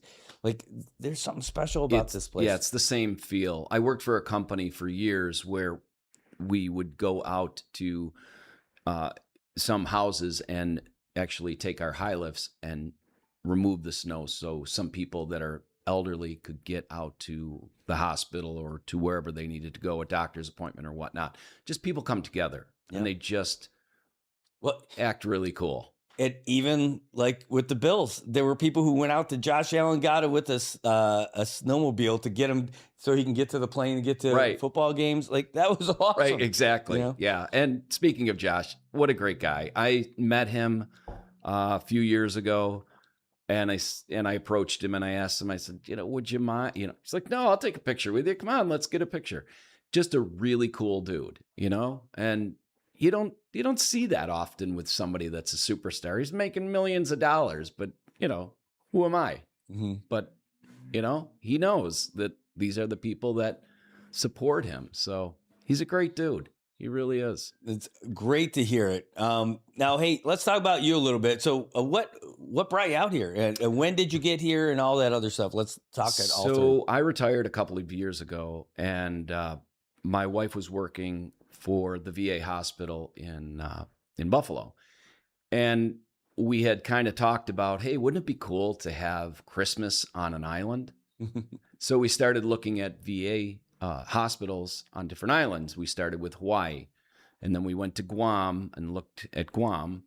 Then we have a friend that lives here, and he said something about an opening. My wife is a neuropsychologist up at the hospital here, and there's an opening here. And now I go where she goes because I'm retired. So we got here, and I decided that what I would like to do here is open up a theater company and start that. Well, that ball is starting to move now, and I'd like to have a production in the wintertime. But since then, I have just accepted a job over at Triple J. I'm one of the salespeople now, and it's been great. Sean's a great guy. The other sales team members are pretty awesome people. So I'm very fortunate. And you used to work there. I did. Years ago. Not at the dealership itself, but for Triple J. Marketing, right? Yeah. So I got to work with a lot of the folks over there, all the folks over there. Yeah. And get to know. And man, you're losing a couple of nice folks too. Did you get to meet them already? Jamie and Brandon. Yes. Yeah. Jamie, what an amazing person. Sweet woman. Yes, very nice person. And Brandon, great guy. Today is actually his last day, so shout out to Brandon on his last day. Jeez. Yeah. And you know what I really loved about them? They were very easy to get to do commercials with, to do like the walkthroughs or the what are they called, the hood and trunk and all that stuff. They were comfortable on camera. Yeah. And I loved it. They were a dream to work with. I've seen some of the videos, recent videos, so you probably didn't do those recent ones. No. But they were really good, really well done. I mean, they do the job. So yeah. So we got some superstars over there. Now you're going to be the next star of that show. I don't know about that, but I got to slow my roll, I guess. But well, you're going to be doing all kinds of stuff. You got to learn all the products over there, all the vehicles and everything like that. I've been in the process of that. Yeah. Is there anyone that stands out to you that is like a favorite of yours already? Oh, I think the Palisade is a beautiful vehicle. The Hyundai Palisade. Yeah, that's a gorgeous vehicle. You already been taking them out for a ride and all that stuff? I did, and I looked at the Santa Cruz, which is the small pickup truck. What a nice looking pickup truck that is. It looks awesome. It looks really fun too. Really is. And actually, the car that I bought when we got on the island here, I I paid $2,000 for this car, and it looks like I paid $2,000 for this car. It went through the typhoon, and it's pretty rough. So maybe after my time over at Triple J passes, maybe I'll get a different car then. So. Oh yeah, well, plus you also get that corporate discount over there, so you Right. get to enjoy it. That's going to be a big plus. The vehicles over there are really cool, and we're going to have to do something where we can go take a drive in one of these new cars. Absolutely. And do all this fun stuff While being live on the air. We could absolutely do that. That would be great. Yeah, we should do that. Yeah, All right. and head down to the beach and take a couple of drinks. We were supposed to get a couple of beers. Yeah, we probably won't do that with your company car. Well, we won't do that. Live, We won't do that. But that still sounds like a great plan. We definitely need to do that. Awesome. Well, that plan is locked in for sure.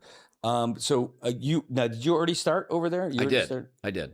And so, how do people are they? Do you have a phone if people are going to get want to meet up with you to get a car? How do they get in touch? Yes. With you? So my number is 670-285-4922.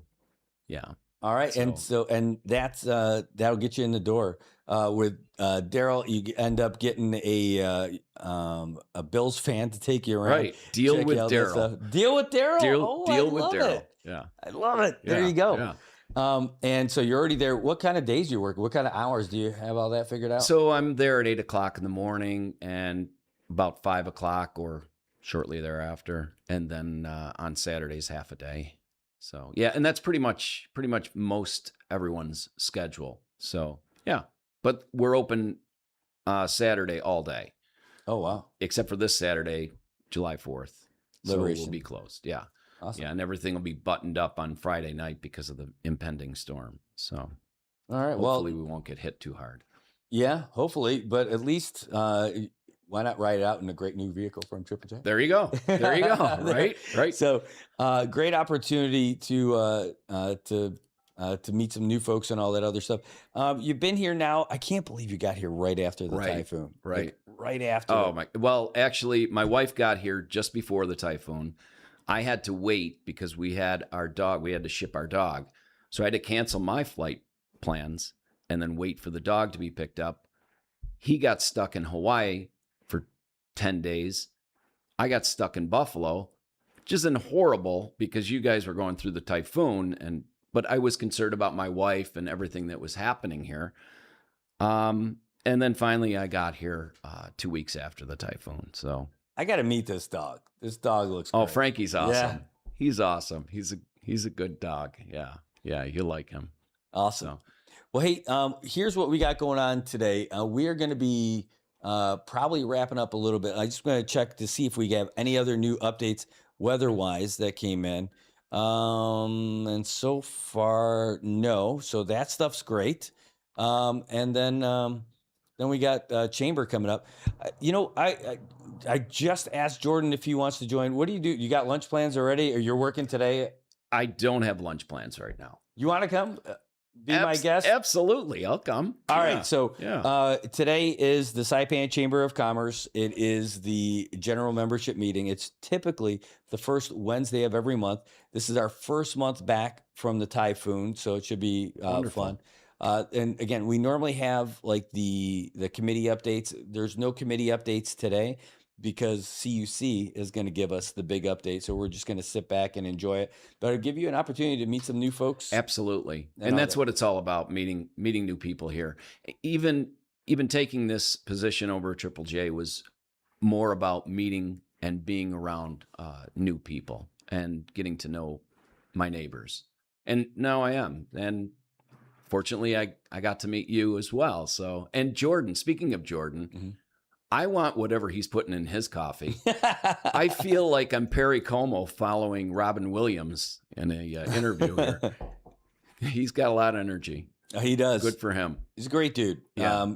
And there's a lot of great people here in Saipan, and you're just getting started to meet them. Wait till you get to meet a lot of the folks who do everything else, the barbecue masters, the grill masters out here. Wait till you see the parade, if we have it, weather permitting and everything, and to see the enthusiasm that comes out for people in this compressed schedule where they haven't been able to even build all the floats. Like last year, they brought over statues that are in Tinian to be part of the parade. Wow. It was incredible. Wow. So they won't be doing that this year. No, but we'll see how things work out. But I'm looking forward to it. I'm looking forward to it. Gina, my wife, is also looking forward to the 4th of July celebration here, and hopefully all of that will go off without a hitch. I hope so. All right. Any shout outs? I do. Gina, my wife, and my kids, Aiden, Lily, and Isaiah, and his wife, Rachel. And also, I would like to say, Don, thanks for the drinks last night. Appreciate it. Awesome. So you're already getting to know people out here. Absolutely. This is awesome. All right. Well, we are going to wrap it up. I think that's what we got for you for the show today. It's been a pretty good one. And I'm really thankful that we finally got you in here. Absolutely. Now we got to schedule those beers. Yes. But we're getting closer. We started with the morning for the show. Now we're going to do lunch. We're working our way up to dinner and a couple of beverages. So there we go. Absolutely. All right. Hey, everybody who's watching, I want to say thanks to all you guys for tuning in. Remember, I know the show is going to be wrapping up right now, but we're going to give you updates throughout the day as they become available from the Joint Information Center, from the National Weather Service, and from the folks over at the Emergency Operations Center. All you guys in the comments, thanks for joining us. Excuse me, Brad. Yeah. Go Bills. Go Bills. Indeed. Go Bills. Yes.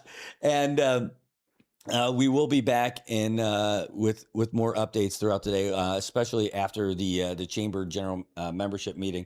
And as things get a little bit crazier, we'll be there with you too.